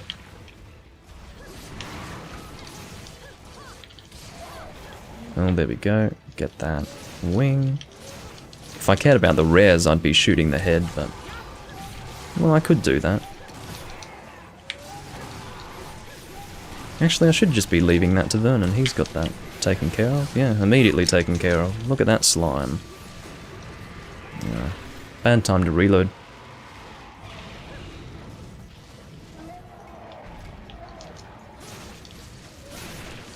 Uh-oh. I'm getting flinched to high heaven.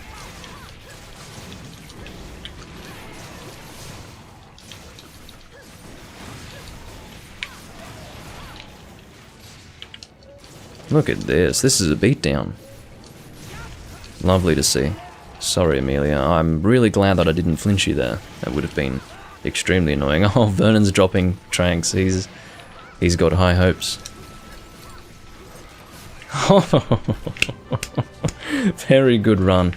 Very good run. I'm impressed. I'm impressed. Give him a nice work for that.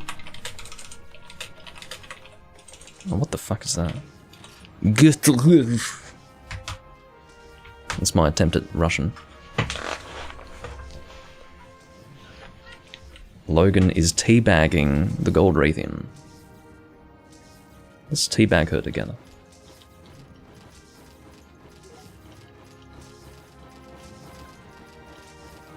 My first win all night, says Amelia. Well, that's always encouraging. I don't know the last time I saw an actual quality group in a Dink stream. I'm so used to the frustration. Well, imagine me. Imagine me. I usually have to suffer. That was a team teabag.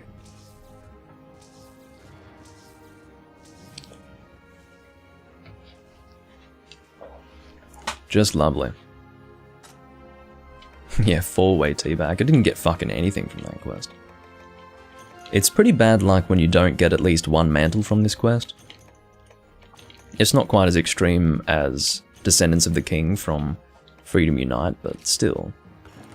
In that quest, you're guaranteed, like, in that quest, Descendants of the King, you can get, like, 4 mantles, 5 mantles in one quest. Sometimes you won't get one, but you'll be guaranteed to at least get a ruby or a mantle. And it's almost as if there's no upper limit as far as what you can get. It's quite crazy. But, yeah. Obviously not as extreme in this game as it is in that one. Didn't get a ruby or a mantle. Not that I need them, fortunately, but yeah, that was not too amazing.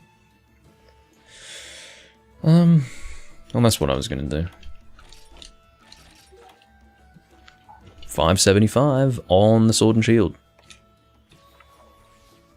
Goodie. So in descending order, we've got Sword and Shield, Light Bowgun, Heavy Bowgun, then Greatsword. Which is interesting. Spicy indeed.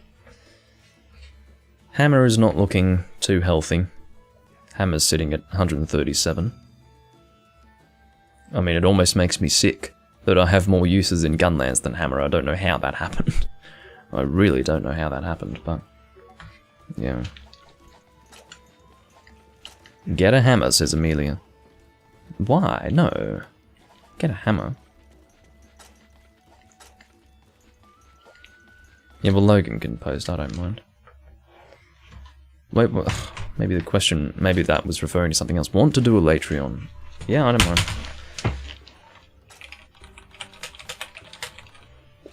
I wouldn't bring a hammer for 4-mana Latreon. The less people hunting the Latreon, the better a hammer is going to be, because most of your DPS with a hammer against a Latreon is, well, what's required is that a Latreon always turns to face you. The more often he turns to face you, the more often you can take advantage of the fact that he drops his head as he turns. So, soloing a Latreon with a hammer is really easy. I used to do it a lot back in Tri, because in Tri I had nothing better to do than to solo a Latreon. Yeah, I'd just pull out the Devil Joe hammer and just solo. It was very easy. Like, you just position yourself in line with the tail, more or less, when he charges past you, and then as he turns around, like as he begins that animation, you just let go of the super pound, and then his head is just right there, where you want it to be. And the idea of that is that he needs to be facing you specifically. So, if he doesn't face you very often, then it means you're not going to really get the full DPS potential out of the hammer.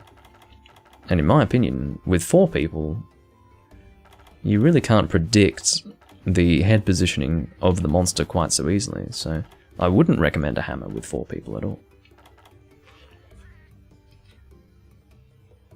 Remember your bombs this time. I'm not going to be doing a sleep bomb run. I'll probably go heavy pierce. That's what I usually default to for a Latreon.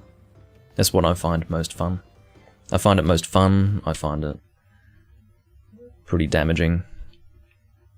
And this is the second coming. Is this, yeah, this is the G rank one, so. I like this team though. I think we'll, oh that's right, shit! Any sleeps from that bow, Amelia is asking. Well, I want to see if I can buy pin tuner, because if I can't, I'm fucked. Because I don't have any pin tuner. Please? Fuck you, Granny. You never give me what I want. Never, ever. I'm out of pin tuner and I keep forgetting. I'm sure she's cycled through pin tuner during the last few quests. I wouldn't doubt it, but I've forgotten that I need them. Okay, well I guess that means I have to use something else. Because for G rank Latreon, I need my combinations. So, what would I like to use, therefore? I could go Greatsword. Yeah, Greatsword's fun. Oh, Greatsword on Elatrion is a joyous experience. That's right, you don't actually need high-grade earplugs on Elatrion. Isn't that weird? Rock Steady is actually sufficient, so I guess I'll use this. Sarah Symmetry. Okay.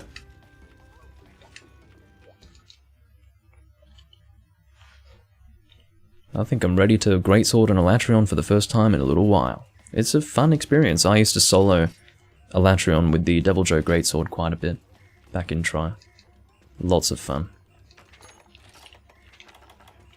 It's always a different process with 4 people, but soloing versus hunting with 4, totally different, just because you take advantage of different things. Because the monster moves very differently when you are the sole target. Very differently. Alright, I think we should be okay with what we have. That's right, what I'm going to do is top up my whetstones while I remember to do so. And quite frankly, I probably need more than 3 for this quest anyway. So, let's do that. I'm ready to go, I think. Yes.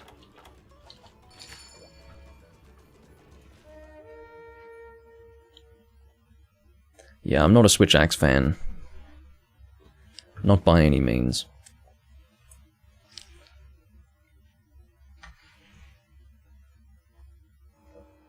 Just hoping that the chroma key isn't biting into my head. There was a recording that I did somewhat recently, it might even be my most recent 3 Ultimate recording. The chroma key was biting into my forehead the whole time. So I had this weird fucking effect on my forehead. No one ever mentioned it. Breaks my heart. Because I look ridiculous for most of that recording. And you know, I always feel like I'm paranoid about it. But then I watch a recording back and I see it. I see my head fucking phasing out of existence for 2 hours worth of a recording, and I'm just sitting there like, what the fuck? Why do I allow these things to happen? I still can't believe that Rocksteady is all you need for Elatrion. I mean, what? It makes no sense to me. Makes no sense to me. Let's get a level 2 off on that head. Beautiful. Sort of ended up on the mouth, weirdly enough. Here we go. Oh, is that going to hit me? Very close. Oh, you poor baby. Poor baby.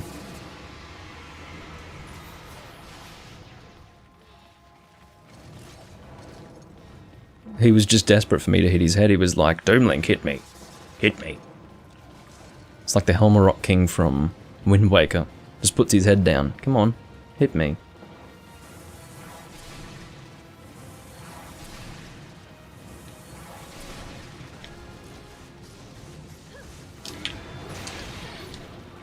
I absolutely love getting a critical on a level 3 charge. Here we go. Paralysis time. Oh, this is going to be a fucking miserable experience for Elatrion. He's just gonna...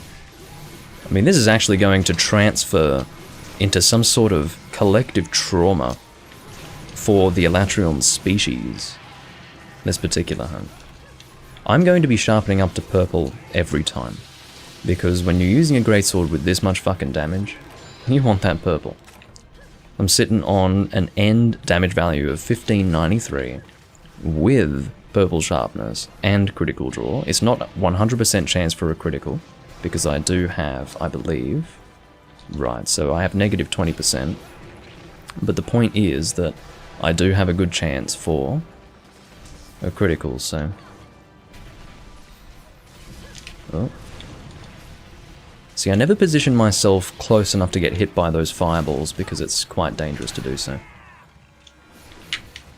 He does that almost without warning. I would have been hit by that though had he chosen to do the fireball in that moment.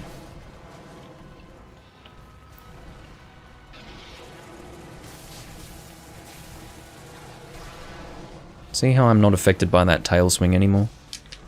In Tri, you used to get affected by that tail swing, but as of Portable 3rd, they made it so that tail swing doesn't hit you anymore. I don't know why they changed that. I really don't know why. Because to me it was perfectly reasonable. You know, the tail moves to the side so you get hit by it. It makes Elatrion something of a Fatalis equivalent, you see. Because the movements of the Fatalis tail would hit you. So, I don't know why they decided to change that. If they were to change it, maybe just for one game, you know. Oh, come on. It lingers for that long? What a jerk. Oh, very good timing. Very, very good. Nice work, Vernon.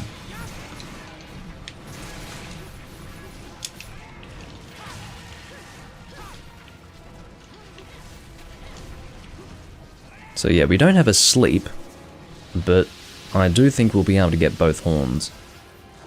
Can I reach that? I reached it. Excellent. But I do think we'll be able to get both horns. Provided we get another paralysis, provided we can get more, oh look out there, Vernon. Yeah, provided we can get more of those bindings taken care of. Oh no, Vernon, no! I do have life powders, but I think you're under control.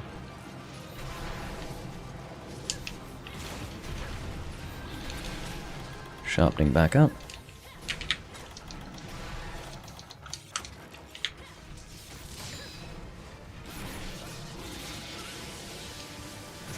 I'm just doing draw attacks here because you have to understand that it's better to do that than get no damage off on the head, and if you're getting a critical hit off with purple sharpness, like that's pretty reasonable. That's good damage, so it's definitely worthwhile. I mean, that versus nothing, I know what I'm going to go with.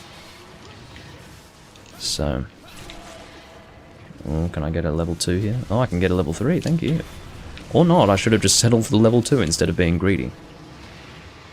Oh well. Oh, that claw is probably the worst thing for people going Blade Master against this monster.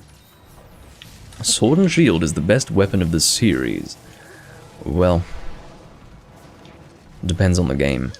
You can't say best weapon of the oh, I shouldn't have rolled in that direction, but fortunately I was just out of range of that.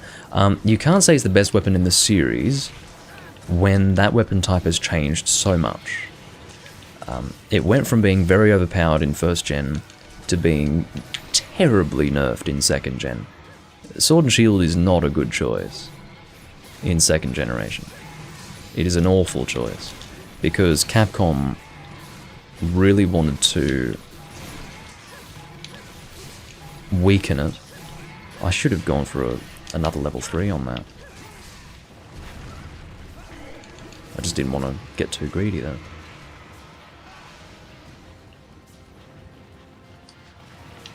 The best weapon is the hunter themselves.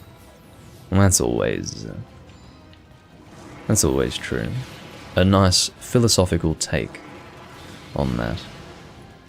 But yeah, Sword and Shield, I would agree that for the most part Sword and Shield is pretty good. And as much as I enjoy Sword and Shield, even in second generation, it hits like a floppy dick. Like it just does nothing. I'd love to get to that head. Can I get past the wings? Can I get past the wings? Yes, I can. Oh no. Settle for a level 2, Doomlink. Don't get greedy. See, had I gone for level 3, wouldn't have done it. Wouldn't have gotten the hit off.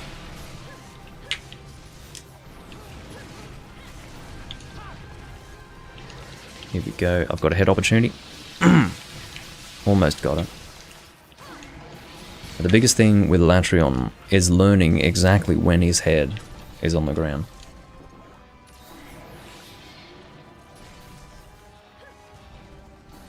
It's a big part of the fight. It's very different to Fatalis, because Fatalis does not give you head opportunities. The only time you can really hit the head is when he's on all fours, and it's extremely dangerous to be in front of him when he's on all fours.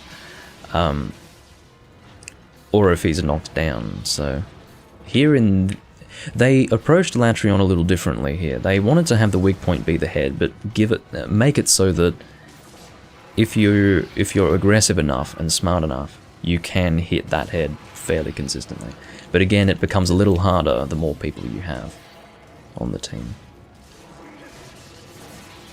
I can go in for that. Oh, that was... yeah, okay, that was a bit greedy, wasn't it?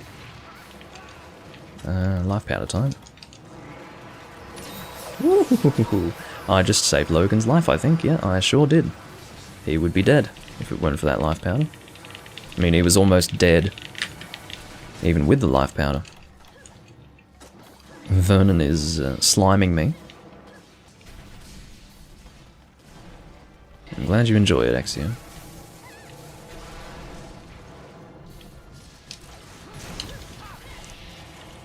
It's something slightly different to what you might get elsewhere. It's the way I present. Some people choose to present to an audience by screaming at them. I tend to not do that. If I'm screaming, it means I'm upset. Like, really upset. Which, in and of itself, is quite entertaining, but... hopefully we can get that next horn. Can I get him on the... yeah, well, timing was alright, positioning not quite so much. It's because I haven't been positioning myself for the turnarounds.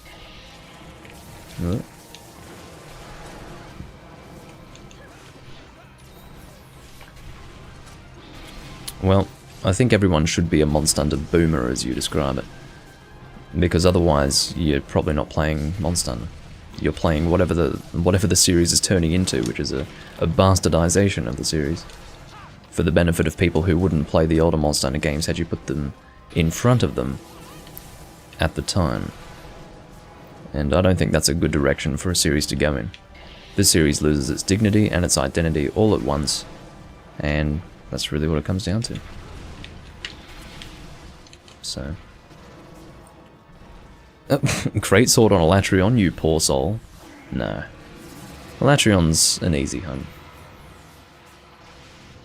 And Greatsword's very comfortable for me versus Elatrion.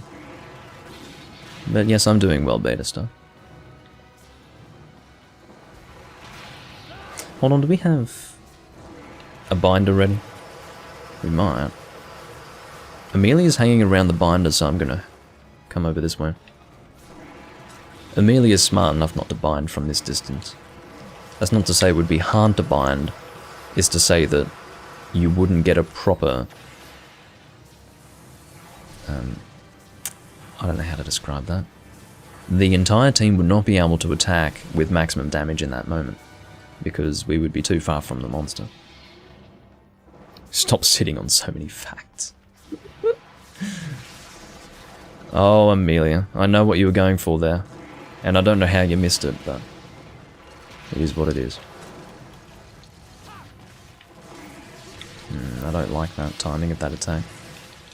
That's another head opportunity, but I'm not there to take it. Too busy healing.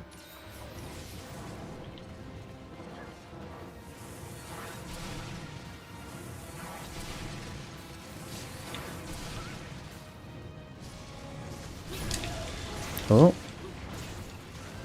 But yeah, the worst thing about missing that binder was is the fact that we probably won't break those horns now. We still might. It depends if we get another paralysis. I'm not really expecting 3 paralysis.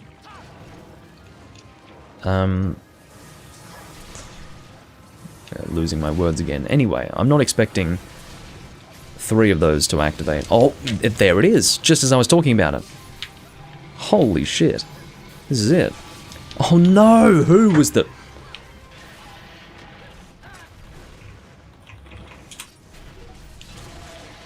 That is a joke.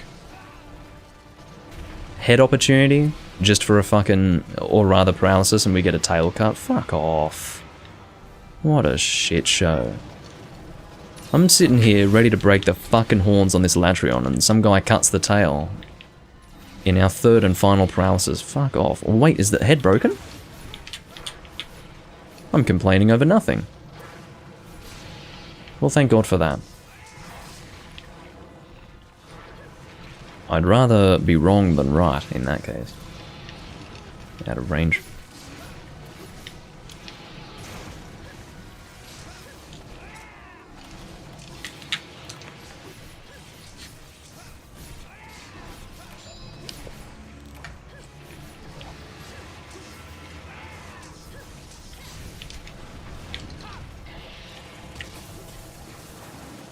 Time to sharpen right back up again. Of course, with this tiny sliver of purple sharpness, just one shielded attack is enough to drop you back down. When you're attacking with the weapon, it's quite fine, but shielding does drop your sharpness by quite a bit.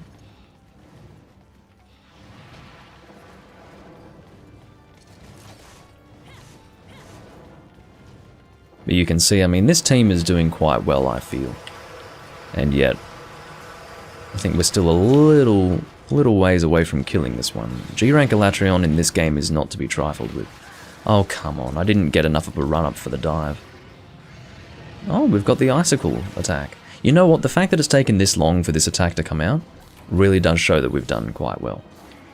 So, I'm going to make my way over to the binder. Actually, no. We have to go to the place where Elatrion will drop, which is just over here.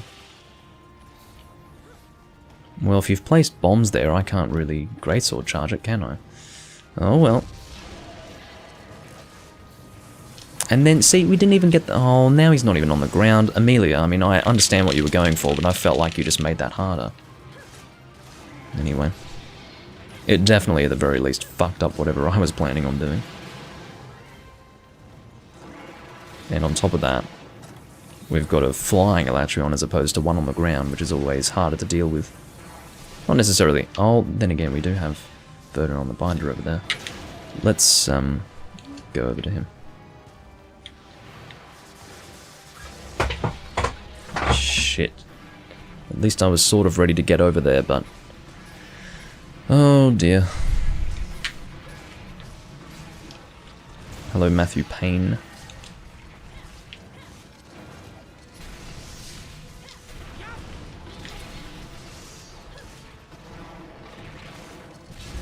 I mean, Amelia's definitely on top of it. She's not playing poorly by any means. I mean, that's a good strategy. It's just, I feel that whether it was the timing of the detonation or just the... I don't know.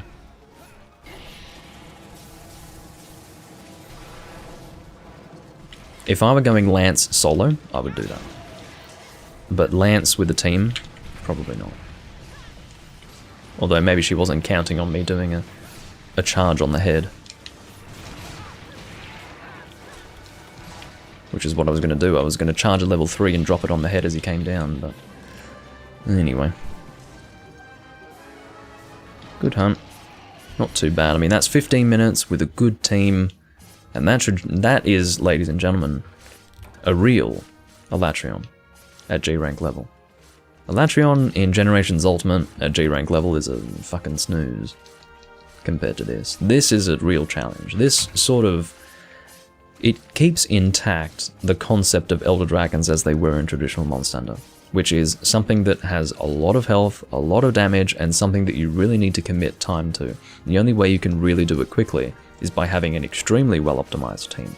Not just a team that's passable, or a team that's decent, or a team that's even slightly above average. You want a team that's really well-optimized to do this quickly. And I would say that we had a pretty well-optimized team, yet it still took us 15 minutes. So that's a proper G-rank Elder Dragon hunt. And they kept that with G-rank Elatrion here. They just wanted something that was particularly harder than the Elatrion that we came across in the 2 high-rank games that preceded this one.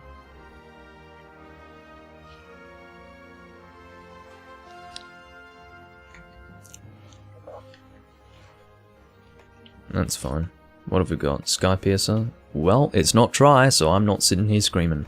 And I also wouldn't be sitting here screaming if it were Portable Third, because Portable Third was the game that made it super easy to get the horn drop from Elatrion.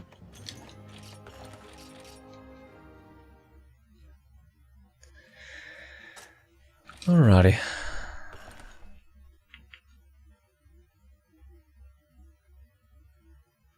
So with that, I don't know what we're going to be doing next, but I like this team. The more I can hunt with this team, the happier I'm going to be.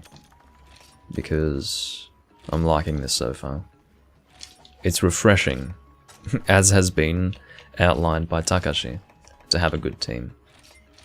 because I'm so often hunting with incompetent people.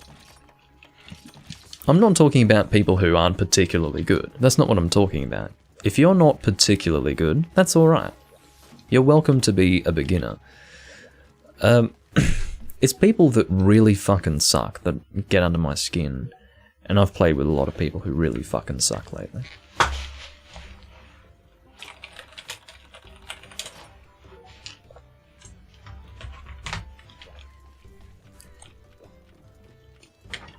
Okay.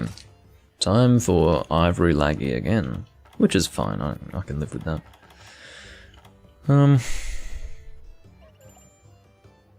What would I like to use? I used Fire Longsword last time, so... I'm kind of in the mood for Greatsword, but unfortunately I don't have that, whatever it's called. Anima Reaper. I really want that Anima Reaper, I have to tell you. Oh, sorry Logan, I can't accept your guild card. I really, you know what I have to do? I have to open spaces in my guild card. For situations like that where they're only going to send it once. I have to find people I've barely hunted with. Here we go. Here's a few people. Kazu.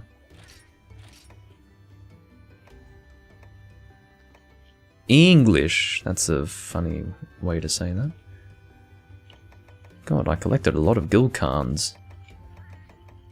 On 13th of July.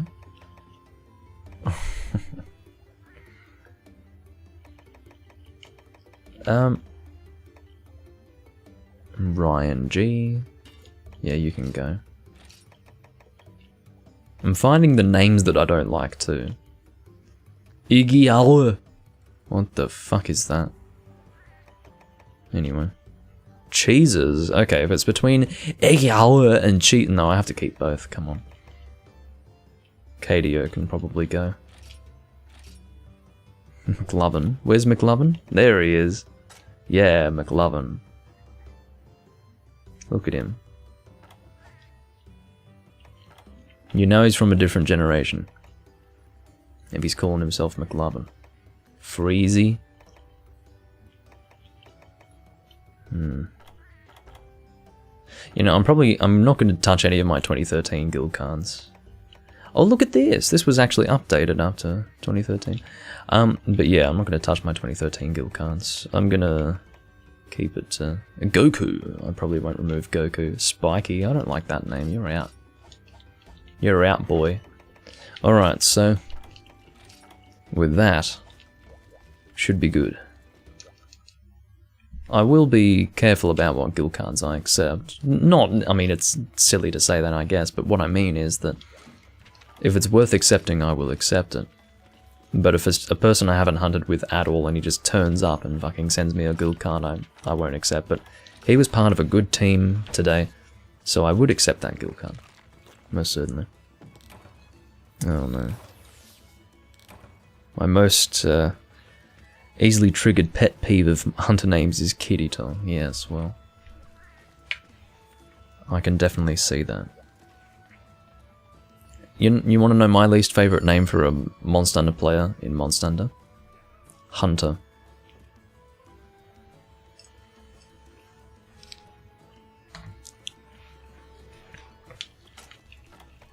I know every single one of you watching this right now has played with a person named Hunter. You must have. Because they're around. There are two names that you will find very often.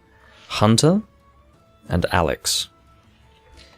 If you haven't played with a person named Hunter or Alex, there's something severely wrong, okay?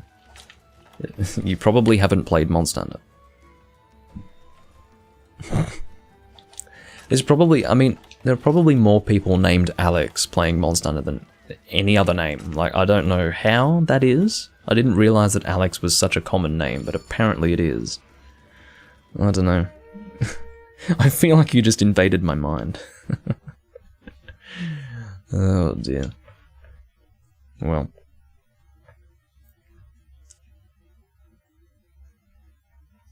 Oh, what do I need for the weapon, Vernon? I just need the Stygian event.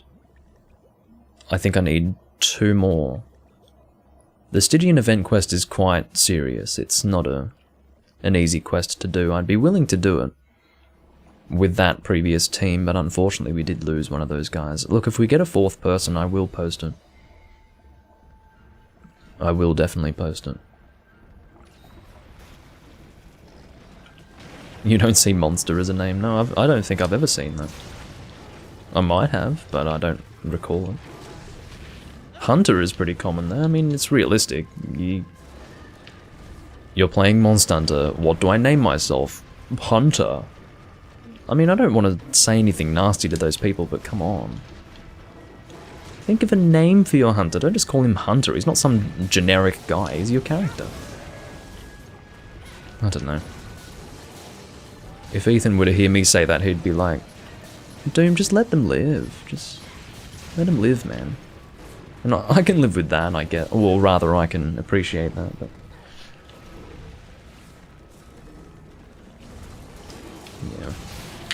yeah. Ow.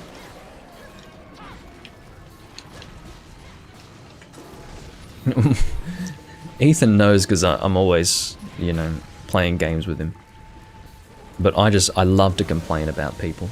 It's one of the joys that I get out of life. I just love to complain about people. It's not like personal, it's just I love to complain about people. I do it less on camera because people don't get it. People would take it personally or think that I have a bad personality or something like that. It's not, they're not genuine complaints. I like to complain for fun. Which might be a sign of a bad personality, I don't know. But in other words, I just don't do it as much on camera because people wouldn't appreciate it if they don't know me. But when I'm with him, I'm like complaining a lot of the time, and he's just very funny. He counterbalances me very well because he's very positive and I'm very negative. But I mean, I'm not too insufferable. But if a person were to find my or the way in which I present on stream to be in any way insufferable, I would definitely say that they would probably not like me as a person.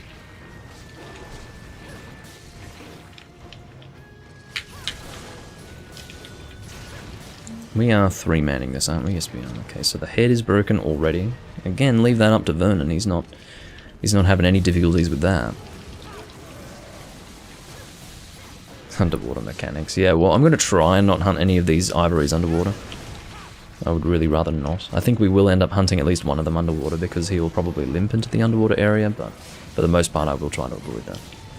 Of course, ivory is the land-based laggy subspecies, so hopefully we won't have to really put up with it too much. Oh my god, he's getting fucking flinch-locked. Look at this, oh you poor bastard. I think you're just going to die in this place, my friend. We will try to capture at least one of them, but...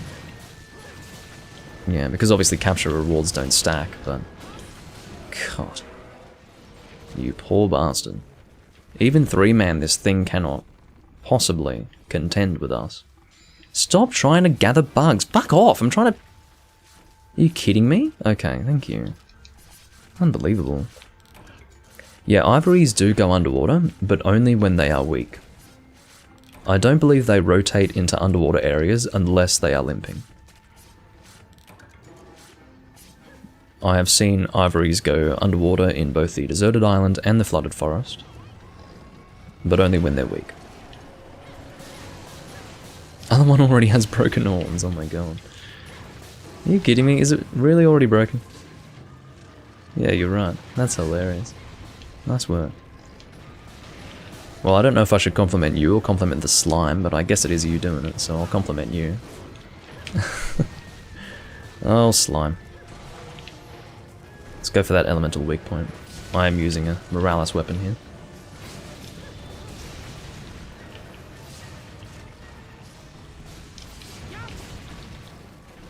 Yeah, exactly. They realize, oh, maybe it wasn't such a good idea to be on land after all. And then they die.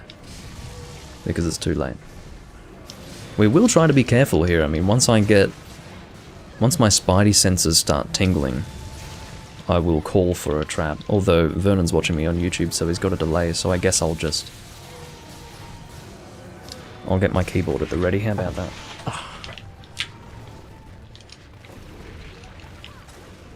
Yeah, cap this one, he says.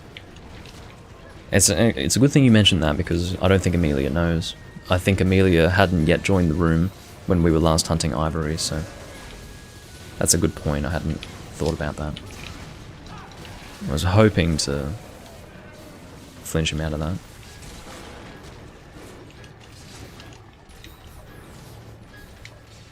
Oh no, there's one thing that I forgot to do, Schadenstolz. When you mentioned world just then, I was reminded of it. I didn't change the game that I'm playing for this recording. It's probably... Look, for some people it displays as world, but for others it displays as 3 Ultimate correctly. But I would guarantee you that I'm getting world players watching right now. On YouTube, so I need to change that, actually. Alright, I'm going to drop a trap now.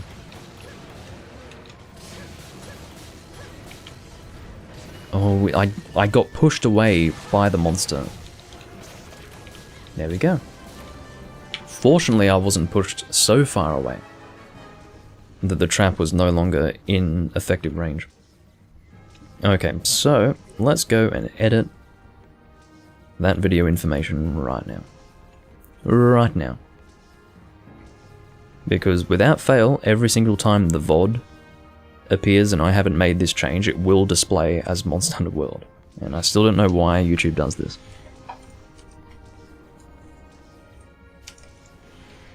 Monster Hunter 3 Ultimate, thank you very much. And save that, please. Because it happens every time. World players will come and watch this video because it's displayed as Monster Hunter World, and they will either dislike it because it's not Monster Hunter World, or dislike it because inevitably I'll say something negative about World, and they're like, World is my favourite game! And they will just slam that dislike button like no tomorrow. And all I can say to that is, look, it's YouTube. By all rights, you shouldn't have even found this video. Blame YouTube, shit. Anyway. That was a good hunt, though.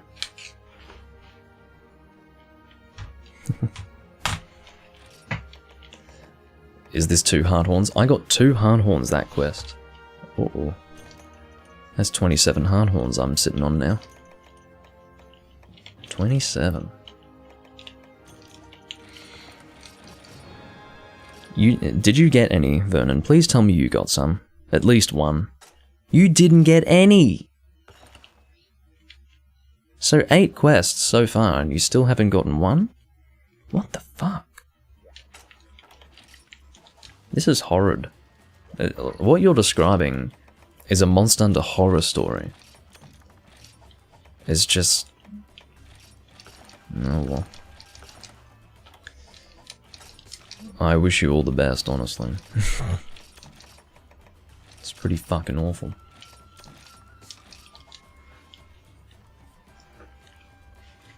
Well, yeah, a lot of people are complaining that... I mean, there's that... it's probably made the rounds in the Monster Hunter community now, but there was one article that was saying that Rise is too difficult for newer players. I can't remember the exact words of the article, or the title of the article, but it was really sad. I'm just gonna do something with my room lighting.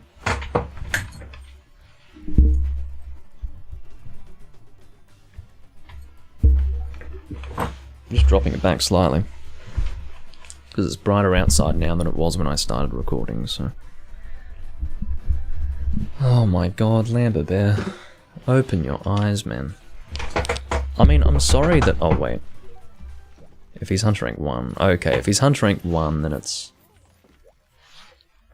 Yeah, we'll try to get him to leave on his own. There we go, he left on his own. I didn't kick him.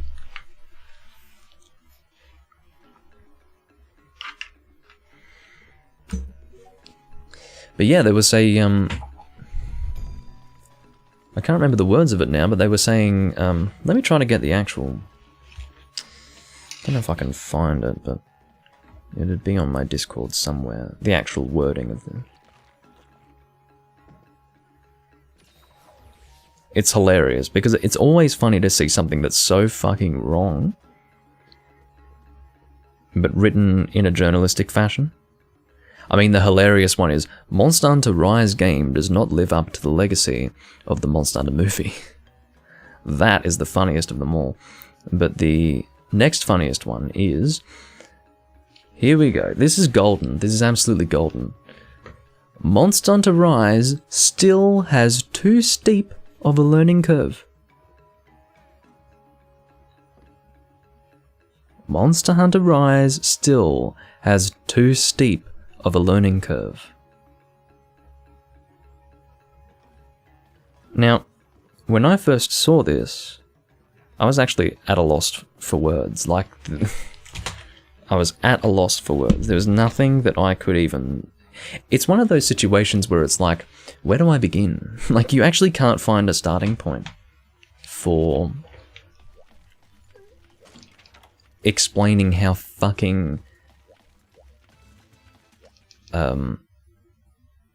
off target, how incorrect, how tone deaf a person would have to be to say that. Like, it's just, it's beyond anything that can be communicated in the English language or any language on earth. So, yeah.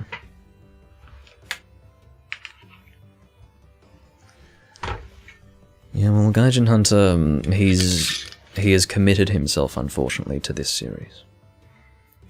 So he's got no choice. I mean, that's what he is. He's the noob helper. He's the noob helper of 4th gen and beyond. So unfortunately, if he wants to retain an audience, he has to keep doing that. He's not going to get an audience by playing the older Monster Hunter games, and unfortunately he's looking for an audience. I don't believe he would have gone and played World after talking shit about it. I don't watch him. I only go based on what other people have told me, but I heard that he also didn't like World, but then he started playing it, and I don't know why he would have done that if not to access a new audience, and I don't know.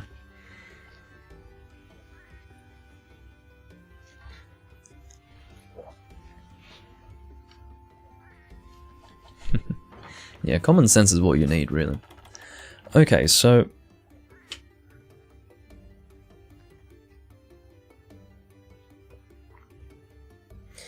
Yeah, look, I didn't even use the Silkbind mechanics manual, so I can't even tell you. I really can't say. All I can say is that it's by far the easiest Monster Hunter game to walk into knowing nothing. And it's literally designed like it's basically stripped itself of its Monster Hunter complexity and identity for the benefit of new players, and apparently, according to these journalists, it's still not enough. It's still not good enough. This game has stripped much of the beauty of Monster Hunter, but it's still not good enough for new players. I mean, what do you want? What do you want? Do you want a generic hack and slash RPG? Will that be good enough for you? What am I equipping? I don't even know. Let's go raw. Although I don't know what I would like to equip. Let's go heavy normal.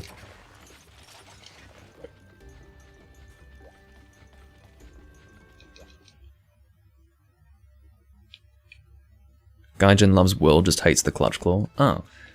So he hates, like, the big dominating aspect of Iceborne then. So he basically hates half the entire game. Which is okay. I don't know why he loves World. He didn't always love World, and he certainly... I don't... Well, actually, I can't even say that. I can only go based on what other people have told me, so maybe I was informed incorrectly as to his viewpoint on it. Okay, look, I don't have needleberries either, do I? I'm actually in the shit when it comes to my combination materials, because I don't have needleberries, I don't have pin tuner, so whether I go normal or pierce, I've got nothing, and it's a problem. So please, Granny, sell me what I need. You cunt. Why do you never sell me what I need? I mean, seriously. Hold on, let me check my... not that this is related in any way to what I'm trying to do, but... I just need to check my fishery. Okay. I will equip something else. What would I like to equip?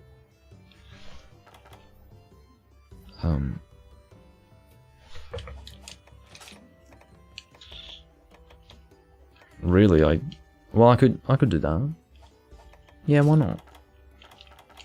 Status set with the Asterism dual blades, whatever they are. Alcade's Asterism, here we go. So that should work, I guess. Yeah, 220 poison, not too bad at all. I don't have sharpness plus... Oh, shit. I don't have wide range, I don't have... Oh, forget it. Forget it. Oh, yeah, well, what I'll do is I'll use this set with those dual blades. I do not ask to be so difficult about what I'm going to use for a quest, but I was kind of hoping that we'd get a fourth in this time, but we did not, so really I've just been wasting everyone's time. Okay, so have I eaten? Yes. And then inventory is fine, good enough, yes. That's... oh, helps to get into the quest. A burnt offering. Well, in that case I will go and top up my cool drinks. There we go, top up my whetstones while I'm here.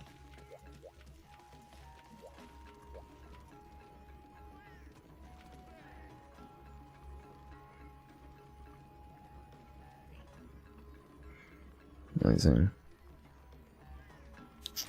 Well, that's rather wholesome, isn't it, Vernon?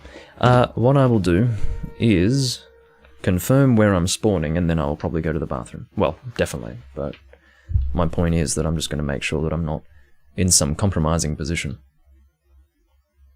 Because that would be bad. No, I wouldn't describe this as compromising. Although it is a little odd. I'll probably take a little bit of damage from a rock doors. You guys can have that as your entertainment while I'm gone. I'll be back in a moment.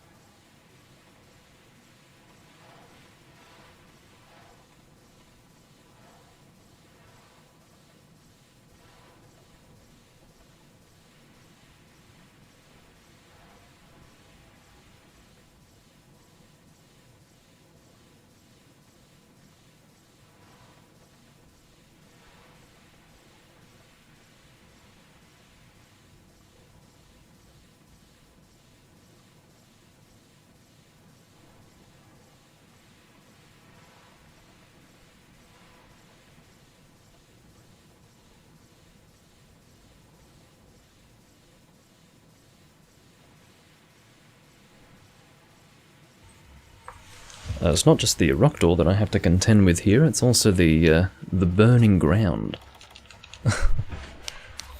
We're gonna potion our way up there. The man is melting. Yes, he is. My god. Okay, well that's been taken care of. At least we didn't die. But, well, I really wasn't expecting to be at risk of death, but I didn't consider the possibility of the Uroktor throwing me onto the hot part of the ground. So, there you go. Okay, first time I've used these dual blades in a little while. Can't remember the last time, actually. Well, don't go having a heart attack, spaceman.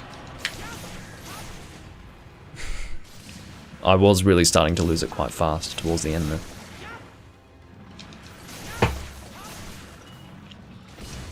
Trying to get that chin, because that does become the weak point when broken. Oh, well, I helped. I helped. Is it Mega Potions from this quest? Probably. Probably is. I should have used Mega Potions to heal up then. Imagine not bringing immunizers. Yeah, imagine.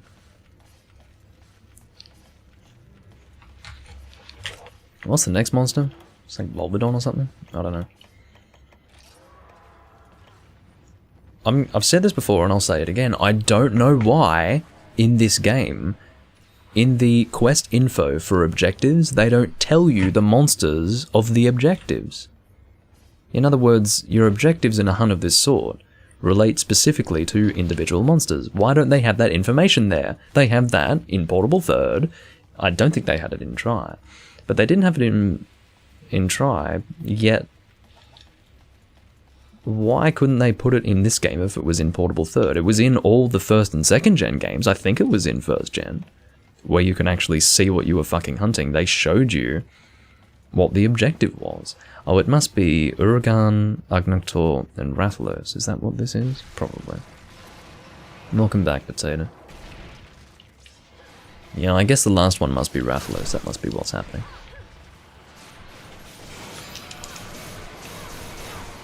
He's starting to go dark. Or at least I feel like he is. God, already got to the next health threshold. You poor bastard.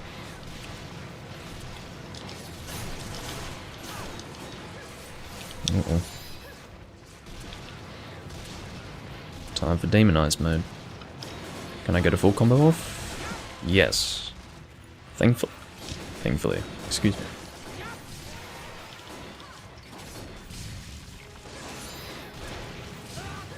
You are so hyped for Resident Evil 8. Well, I think A Gaming sent an image in my Discord of some guy hugging a giant ass. And I don't know if she's a giantess or if the guy was just small, but there was a lot of ass hugging in that image. That's all I can say.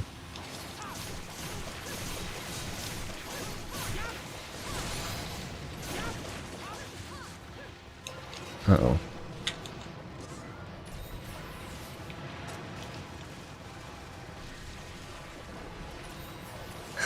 What monster in a game was it that had subquests in the quest info despite subquests not actually being in the game? I don't know. I never noticed that. Jeez. Actually, I can't tell you. That's actually kind of weird. What? I'm adjusting my webcam and getting hit. I can see a tail flying around here. Well, not flying around, swinging around is what I meant to say.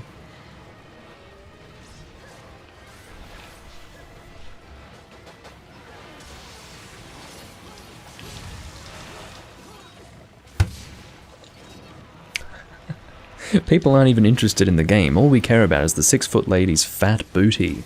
Wow. Well, if that's what you guys are into, sure. She's 9 foot. Well, that would make a whole lot more sense. Thank you, Potato. Thank you.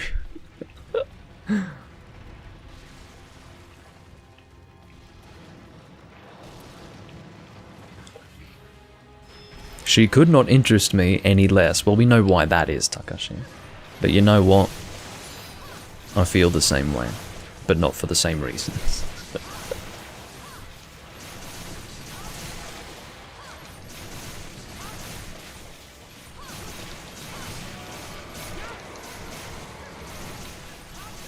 And there's Agnaktor. Well, this is an easy quest, isn't it? How much purple do I have? Quite a decent amount.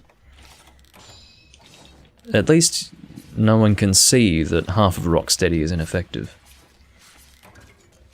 I hate it when I have a skill like Sharpness +1 blanked out because of the weapon type that I'm using. Oh wait. Or because of the weapon that I'm using. Oh, Potato loves your set, Takashi. He loves it. He dreams about it every night. And he wakes up covered in sweat. His pants are a mess, you know. He has to shower. Less to be rid of the filth and more to be rid of the shame. But yes, that is Potato's emotional conundrum. So is it Rathalos? I think it is. I'll like your set once again once I'm finished with Resident Evil 8. So basically, you are second to Resident Evil 8. That's what's happening here. He doesn't have time for you, Takashi. It's Azure, what the fuck? I mean, it helps to actually internalize the objective of the hunt, which I never seem to do. I don't know why, but... Oh, get off me. Your wish is my command. Okay. Well, thank you, Azure Rathalos. He listened to me. He was like, okay, sorry. Sorry, Doomlink. It was just for fun. I was just playing. Fucking hell. Oh, let's get on that face. Oh, I'm loving that affinity. Just look at that.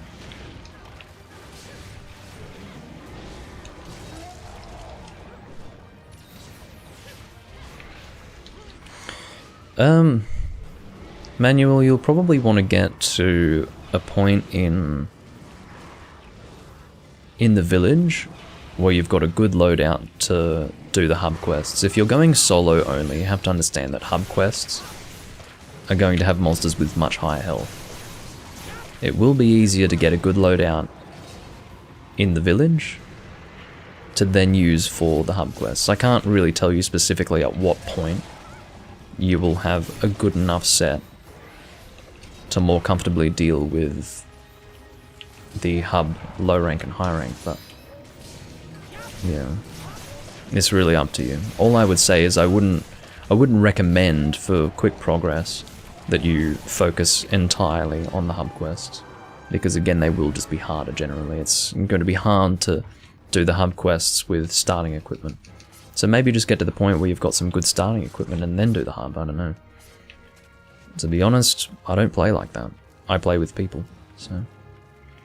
Solo hunting has never really been something that's appealed to me. Shit.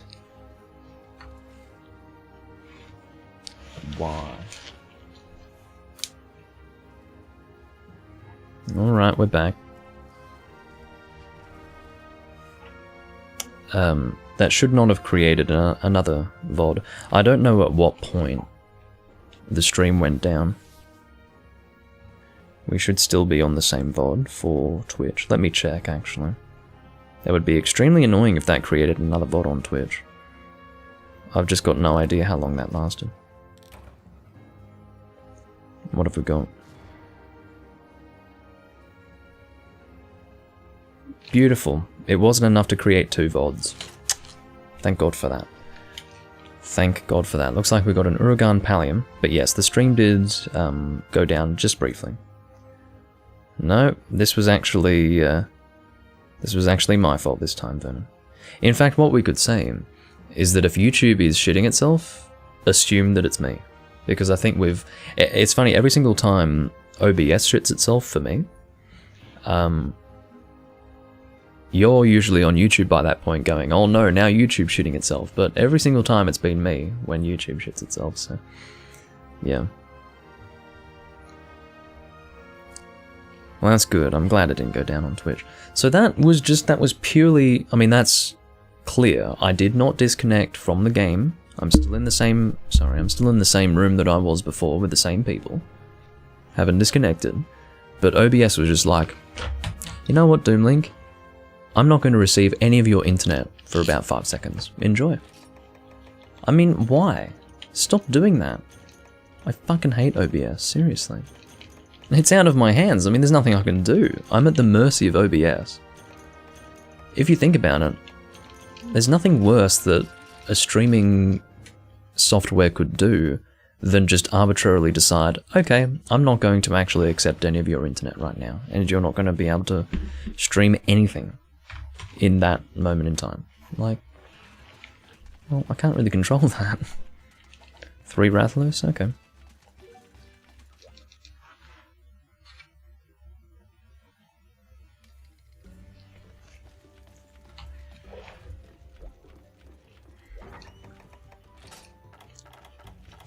Twitch, of course, can at times shit itself, but if you've been watching like an hour or two of my live stream and then it suddenly just stops sending anything, there's probably about a 70 to 80% chance that it's on my end.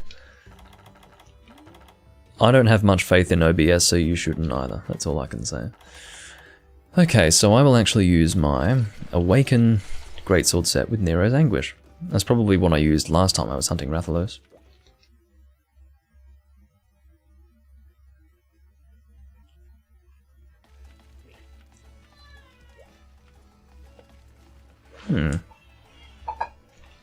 From a distance, that profile picture you've got on YouTube is rather adorable, Takashi. I'd like to see that closer. Damn it. I don't know if I can. Well, from a distance, looks pretty cute. Okay, let's go and join the quest.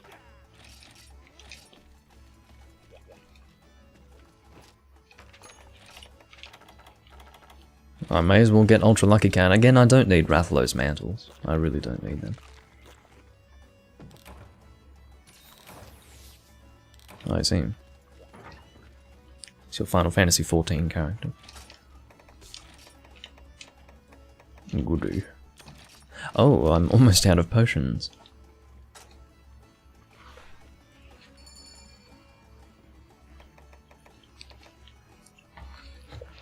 Okay. Now, there was something else I wanted to do. That's right, I wanted to check to see how many Rathalos Mantles I had. Because again, I have a lot. Oh, I've only got 3. Well, it's better than none, isn't it? Oh, I think Amelia's doing the same thing as me. Yeah, check that out. Oh no, you've decided... What? Why do you have Laggy then? When I saw Laggy, I was really expecting Awaken. But no. You've chosen to just not use Awaken. Okay. Well, excuse me while I do more damage.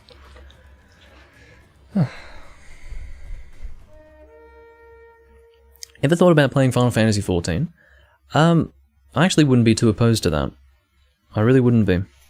Because I've heard a lot of positive things about Final Fantasy XIV. Part of what stops me from playing it now would be, first and foremost, I don't know if I'd be willing to sink time into it. And second of all, I like to get on board with things very early on in the piece, but I'm really late on Final Fantasy XIV. The point being that, let's say it has a finite lifespan. You know, I've just lost 4 years of its lifespan, basically. Or is it 3? 3 or 4 years of its lifespan has been lost to just me not paying attention, so... yeah, that's the way I look at it. Oh, okay. It's not as big of a time sink. That's good. I'm not sure. I think I would prefer to play it with a clearer knowledge of Final Fantasy, though. That's really what stopped me initially from playing it. It's the fact that I just don't play many Final Fantasy games. It might not even be necessary to know much about Final Fantasy. I do realise that it would be in their interest to open it up to any audience. Not just Final Fantasy fans, but I'd prefer to have a base knowledge of Final Fantasy to go through that. I don't know, I don't think I'll play it.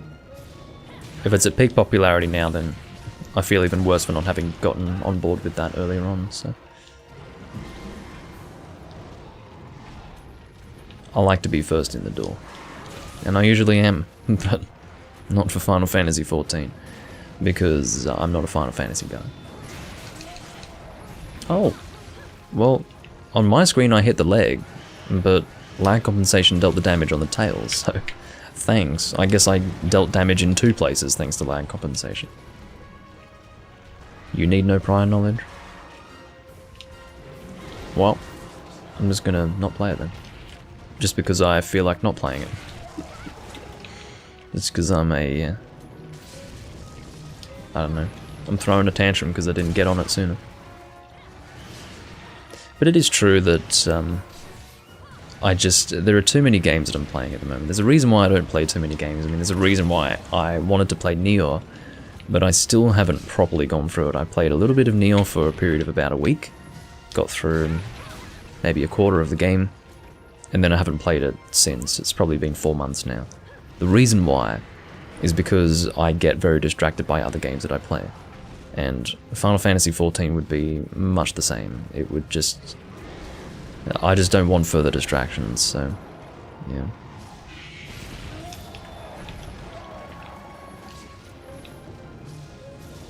All I can say is I think I'm alright for games at the moment. The Monster Hunter series takes enough of my time. And if I'm not playing Monster Hunter, I'm getting my first-person shooter fix, or I'm getting my Souls fix, or I'm getting my Zelda fix, or I'm getting my Castlevania fix. Like, that's enough. Like, I don't need more than that. I'm pretty okay. Anything outside of that is going to be for the channel, and that's good enough for me. Alright, I will give the free trial a try if I ever feel like I want to do that. That's some very interesting bomb positioning. Is that for the wings? Well... I'm not going to use any bombs, just in case. Just in case the positioning isn't good. Because I would mimic that positioning. But I'd like to confirm. I would say that would be both wings right there. You know what? Let's do that.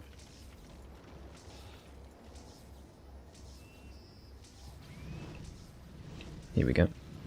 Yeah, that's both wings alright.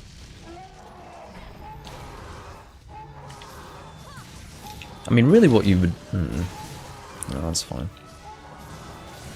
What bothers me about that is that the knockdown is an attack opportunity on its own, but then the trap interrupts that.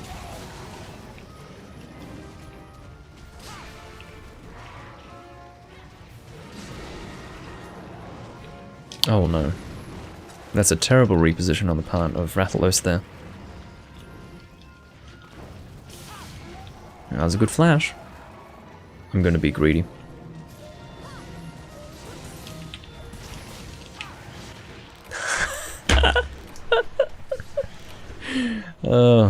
I deserve that. I absolutely deserve that.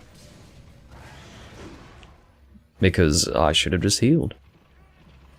That's alright. It's deaths like that that I enjoy. Because it's my fault and nothing else. So... I will take that. At least I assisted in the quick dispatching of the Rathalos. Deja vu. Oh dear.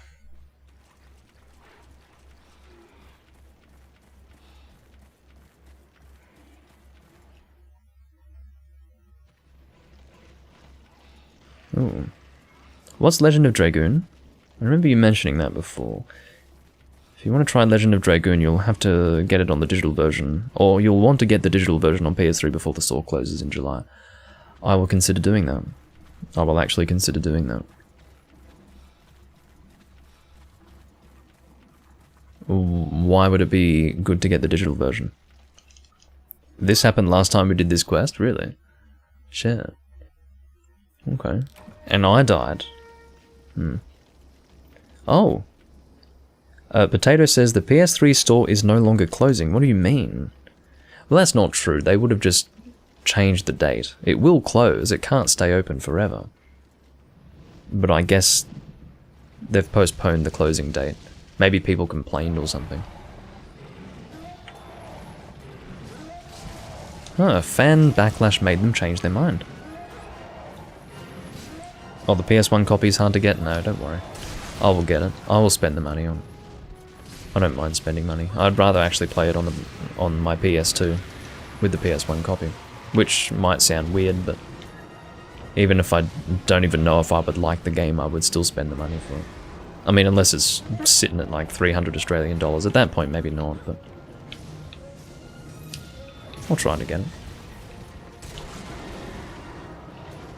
That's very interesting. That they have decided not to close the PS3 store. I mean, I sort of understand the fan backlash, but come on, like, we have the PS5 now. I don't know. I think the fans should just let it go. I feel like they need to get a grip. Maybe. I think it would be a shame for the store to go, but it's a lot to ask of a company. It really... No way. Excuse me, what?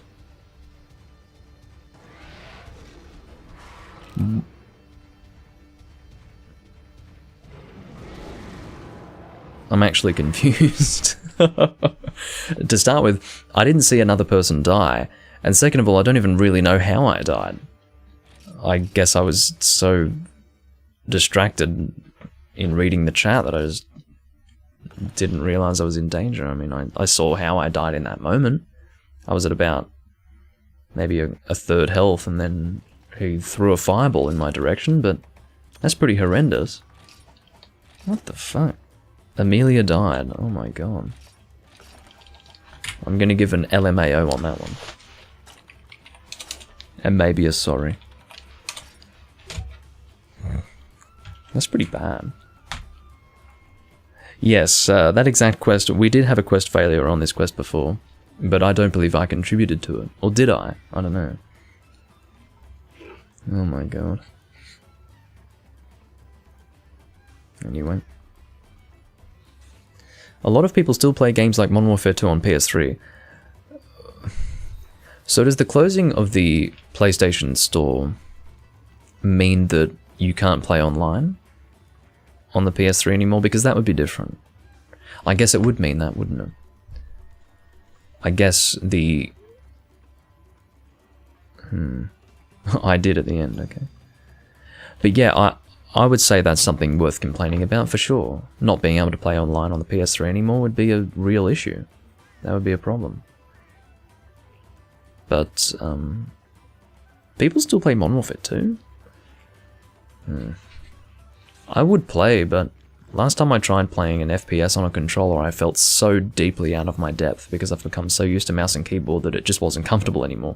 It's so funny. I learnt FPS games on a controller, but then I forced myself to learn mouse and keyboard, and when I went back to a controller again, I was so uncomfortable with a controller that I just, yeah, I didn't go back to that.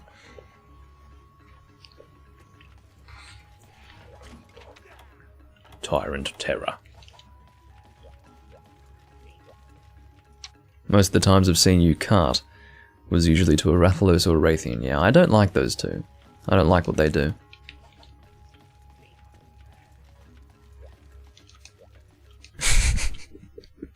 Shooters on controllers feel like driving a car with a brick instead of a wheel. I don't know. I guess, I don't know if that's a good analogy, Potato. I'd give that about a 6 out of 10.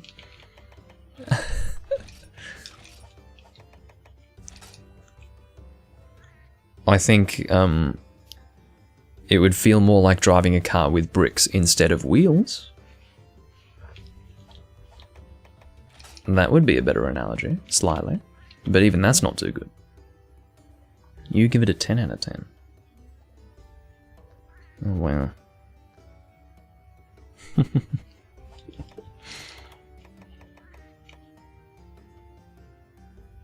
Oh, it's a 4-disc game? I see. Well, I suppose I'd get... Oh, yeah, I see. I see the issue there financially. Probably wouldn't be worth getting. What I'll do is I will check right now to see how much Disc 1 costs for Legend of Dragoon on PS1, PAL version. It's probably going to be really expensive.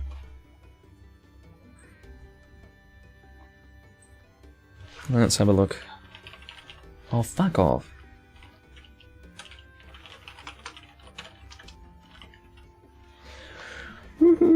Oh, yep. Yeah. Oh, you can have 4 discs in one case. Okay. Oh no, that's not too bad. Oh no, NTSC is not. Okay, yeah. Of course, PAL is always more expensive. Look, that's not too bad. That's 200 Australian dollars. I can live with that. Yeah, that's not too bad. Oh, that's a really scratched case, though. Oh, goodness me. That's quite scratched.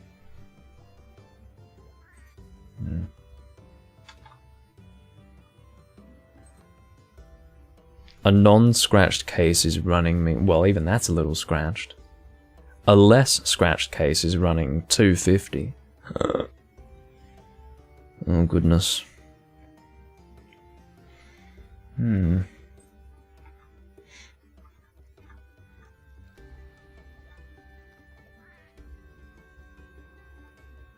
Yeah, of course. The NTSC version is not even expensive at all. Like, NTSC, gotta be joking. But, 6 USD for the full game on the PlayStation Store. I'm thinking that might be better.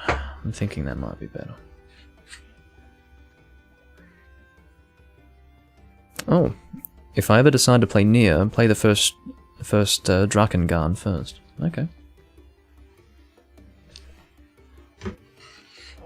I will do that. I didn't know that Nier was part of a larger series. What am I equipping for this? Let's do light bowgun. No, I wouldn't say that's strange at all. Makes sense to me. But, yeah, I didn't know about it, so thanks for letting me know. Part of me wants to play Nier Gestalt because I was wanting to play that when it released. Because I used to watch Thorkel the Tall, and he obviously had Nier Gestalt on his channel. It's called My Review of Nier Gestalt. It's basically him laughing his fucking ass off over the follower character getting launched by a goat. Very funny at the time. Still is funny. I get some enjoyment out of it. He's got a good laugh. But yeah. I've been wanting to play it since he uploaded that, but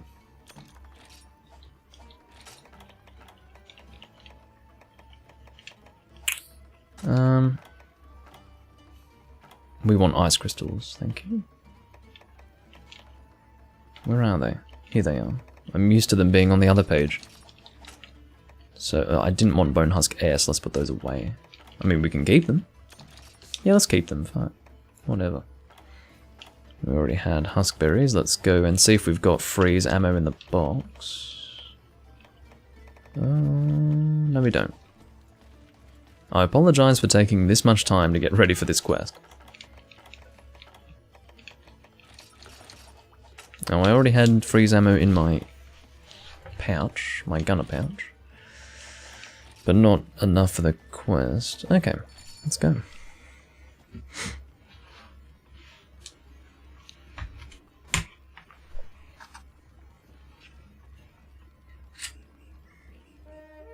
Wow.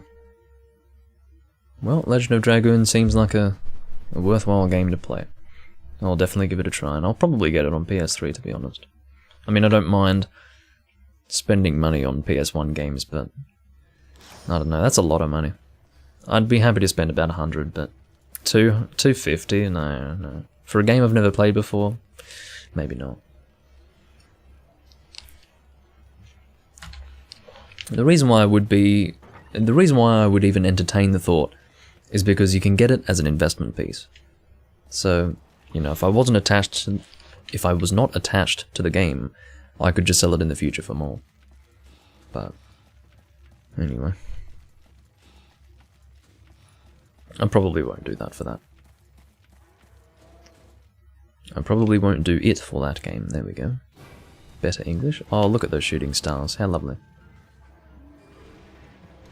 It's been a while since I've looked at those. I love it. Okay. Freeze ammo. That's fine.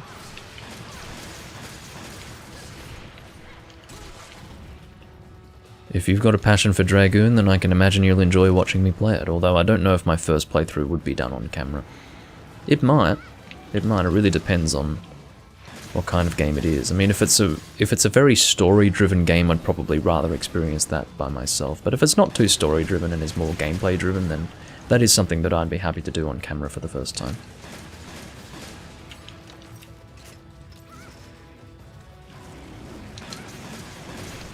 Well, that's definitely true, Potato. I don't think anyone could argue with that, and if they do argue with it, then they're dumb. How I didn't get hit by that, I couldn't tell you. I guess it's got a very, very sensible hitbox, that particular attack, because I went between his legs, right there. So, very good hitbox. Very fair. If you're lucky enough, you can go straight through those legs, and you don't have to worry about it. Very story-driven? Okay. Well, I will play it solo, for my first experience. Which means you probably won't see me play that game for another 3 to 4 years, unfortunately. But, I might play it this year, might play it next year, we'll see. But I'll definitely keep it in mind. Aim for those horns. Or kind of aim for the face. The whole face, I believe, links to the horns.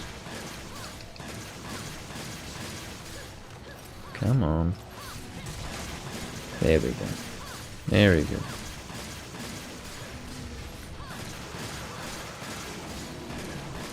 Oh, I really should be making use of peak performance here. Let me do that. I'm out of the habit. Already, somehow. Fuck off. Oh, very good. Very good.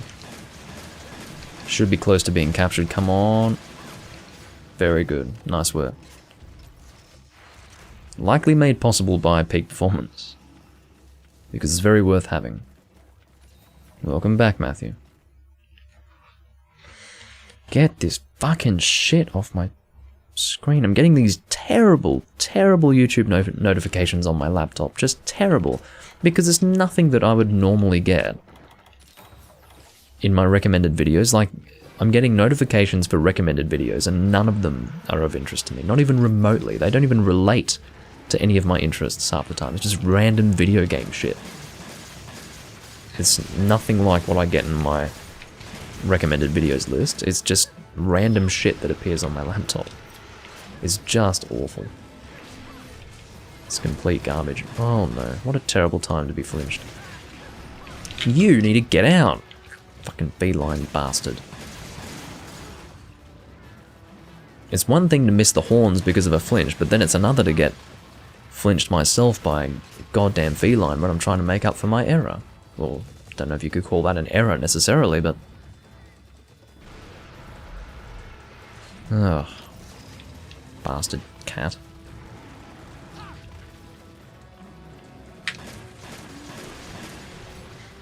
That's racist against felines. Yeah, fuck all felines. Cat bastards, who do they think they are?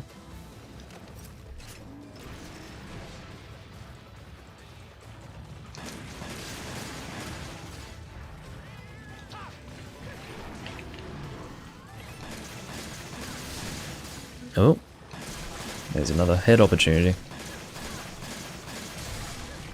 Oh, look at those horns just pop right off. They pop right off with that slime. That is just disgusting. They crumble from the slime. I don't know the elemental weak point of a Diablos. It used to be the face. That used to be a good elemental weak point, but that was in 2nd gen. I don't know if that carries over into 3rd. I think it's the tail, isn't it? I think the tail's a good elemental weak zone, a weak point. I think I refamiliarized myself with it somewhat recently, but I've since forgotten.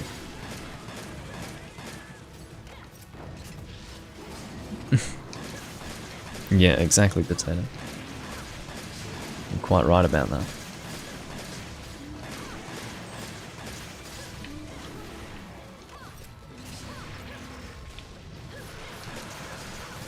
Alright, good hunt. Not too stressful. I'm not a fan of Diablos.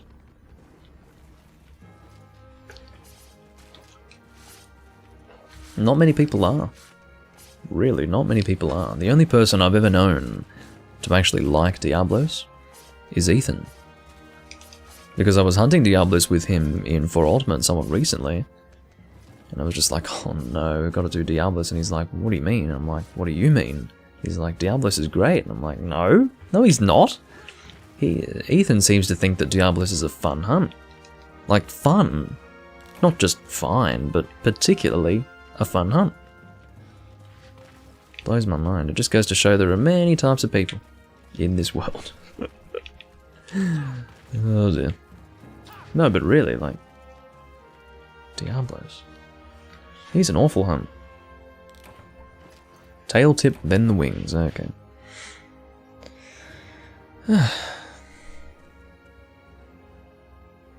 Wow. Can't wait for the Poka Poka Idol Village spin-off where the hunters are the companions and the felines are the hunters.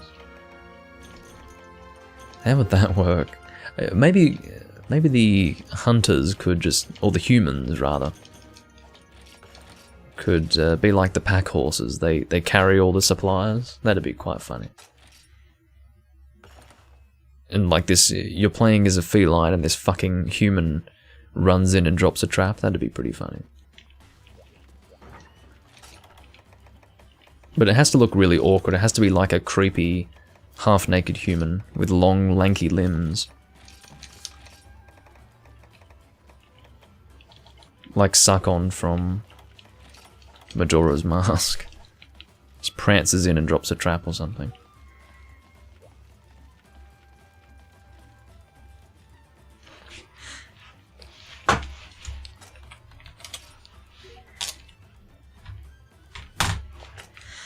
Anyway. How am I going for time?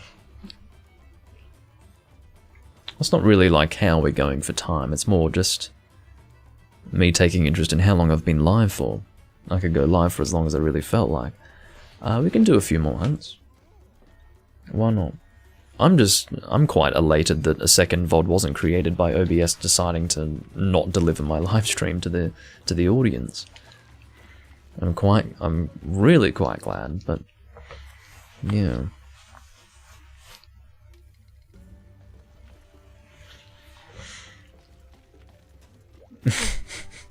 You can already do that. And what I mean is to have the human as the companion running in and dropping a trap, not humans dropping traps as a concept on its own. I realise that can be done now. In the context of a cat being the main hunter, and then some half-naked human running in and dropping a trap, that's pretty funny. Now, why the human has to be half-naked, I don't know. It makes it funnier. Because you know how the cats are naked? I mean, realistically, the cat is naked because it's not a human. It's an animal that's furry. You generally don't have clothes for animals, but anyway, you know what I mean.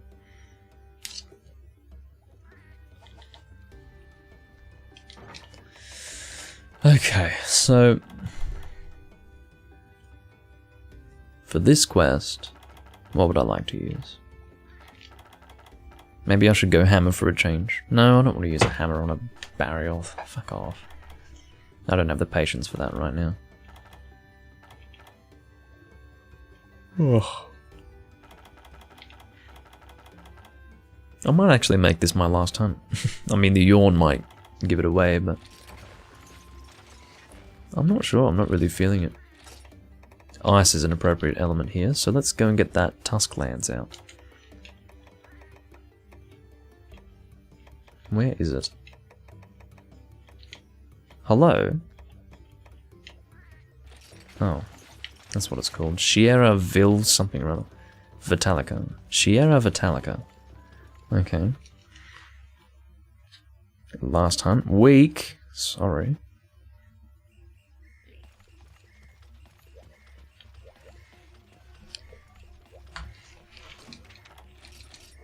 Sorry. Feels so good to use this lance. I really haven't properly used it since Trial. I only recently got it in this game. And it looks much cooler with the sand barrier colours mixed in. Much cooler.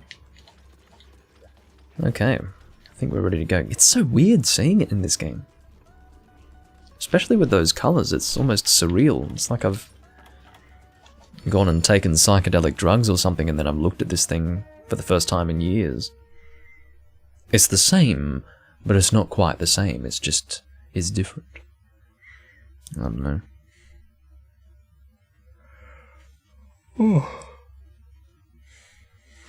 Oh yeah. He seems to like the game. He seems to be obsessed. I don't know what we should hunt first. Black Diablos or Sand Barioth. I guess we'll hunt Sand Barioth, seeing as though Vernon's already there.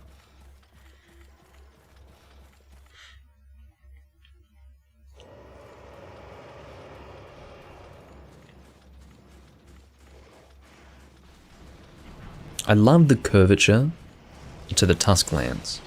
You see how it curves up like a blade? I love that, that's so good.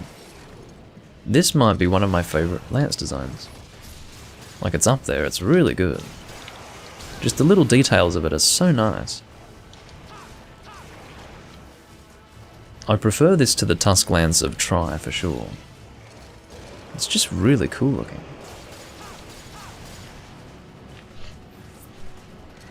I like some curvature too, yes, yes. No!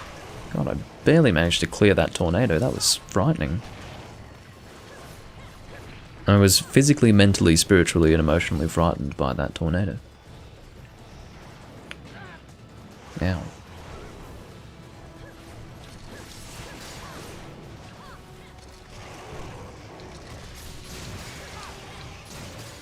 Trying to get that wing if we can.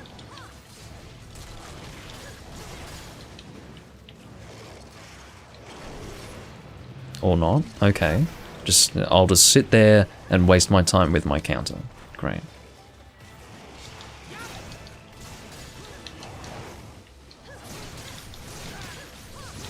Who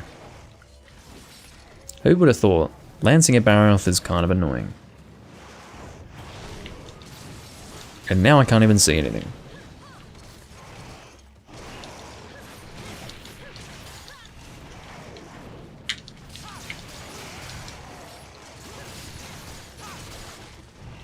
There we go, there's that. Trying to get that wing, come on.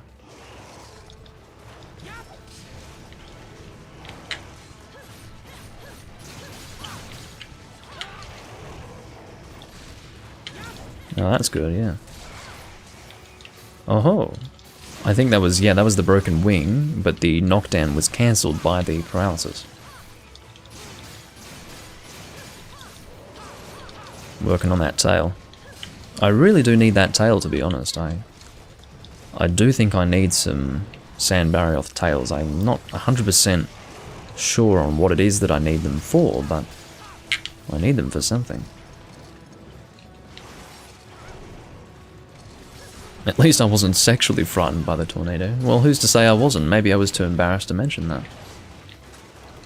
I'm not an open book, you know. I have things I'd rather keep to myself. Oh, that's right, it's a double quest, so I'm not getting a fucking Barioth tail.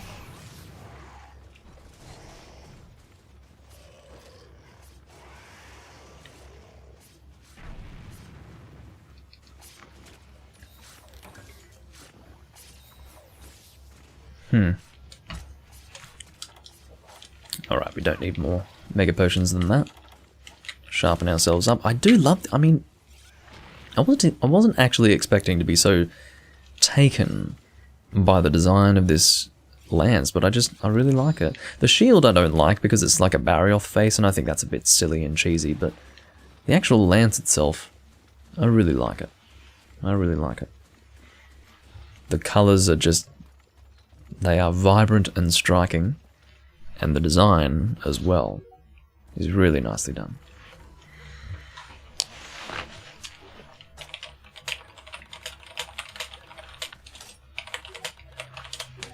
I'm letting him know that I'm closing the room. Oh, sorry, I said after, so that must be censored, of course. TY. How nice is that? Hey, closing the room after this hunt. Okay, good luck. I mean, that's the kind of communication you don't have in Generations Ultimate. Those guys are like, hunt now. That's basically like the extent of communication. Go. Hunt. Do my urgent. Excuse me. Okay. Sorry, Amelia, I'll try not to hit you here. We getting a flash bomb out of this? We might. Uh-huh, Amelia's doing it. Knew I could count on you. I'm too lazy for that shit. Way too lazy for that. Oh. I will heal myself up here.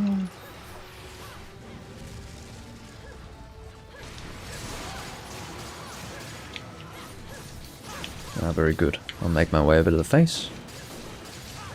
The face, the hair, doesn't matter. You know what I mean when I say that. Oh, we've got a pitfall trap going down with Tranks. Here we go. We might do it. I don't think, no, I think that's going too far. I don't think we're doing that much damage. It wasn't a bad guess, but I don't believe it, no. Just countering the wind press there. Couldn't do it the second time, though. I had done my 3 thrusts. I had thrusted too much.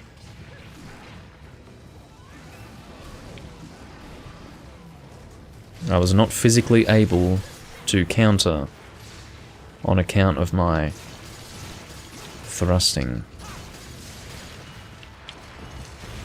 I gave that Diablos a new hole. I don't know about that. What, on its face?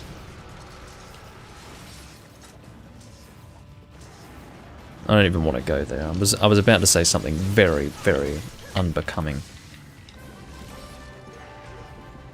So we killed the other one, didn't we? I think so. Yeah, we did. I think? Yeah, we did. I remember carving it for Mega Potions. No. Okay, I was going to say that 2 people could skullfuck it at once. Sorry. Okay, now. You're shaming me, Potato. Unbelievable.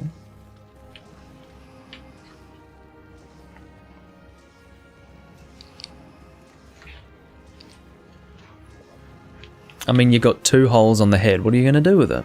In this context. Unbelievable. You're dragging things out of me that I never wanted to say. You should be ashamed.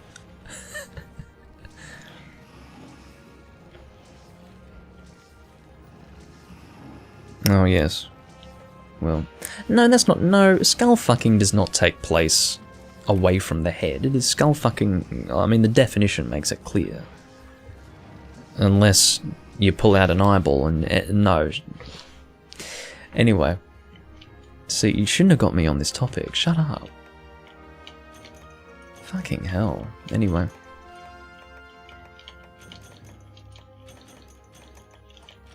So. I think... I'm not aroused, hello. I'm just saying that I have a rather filthy and creative imagination. But regardless, that is going to be the closing hunt of this recording. But, and Vernon's out. And Amelia's out too. No goodbye on Amelia's part. What, you think I'm just going to instantly close the room and not even say goodbye? Jeez. Well, that's fine.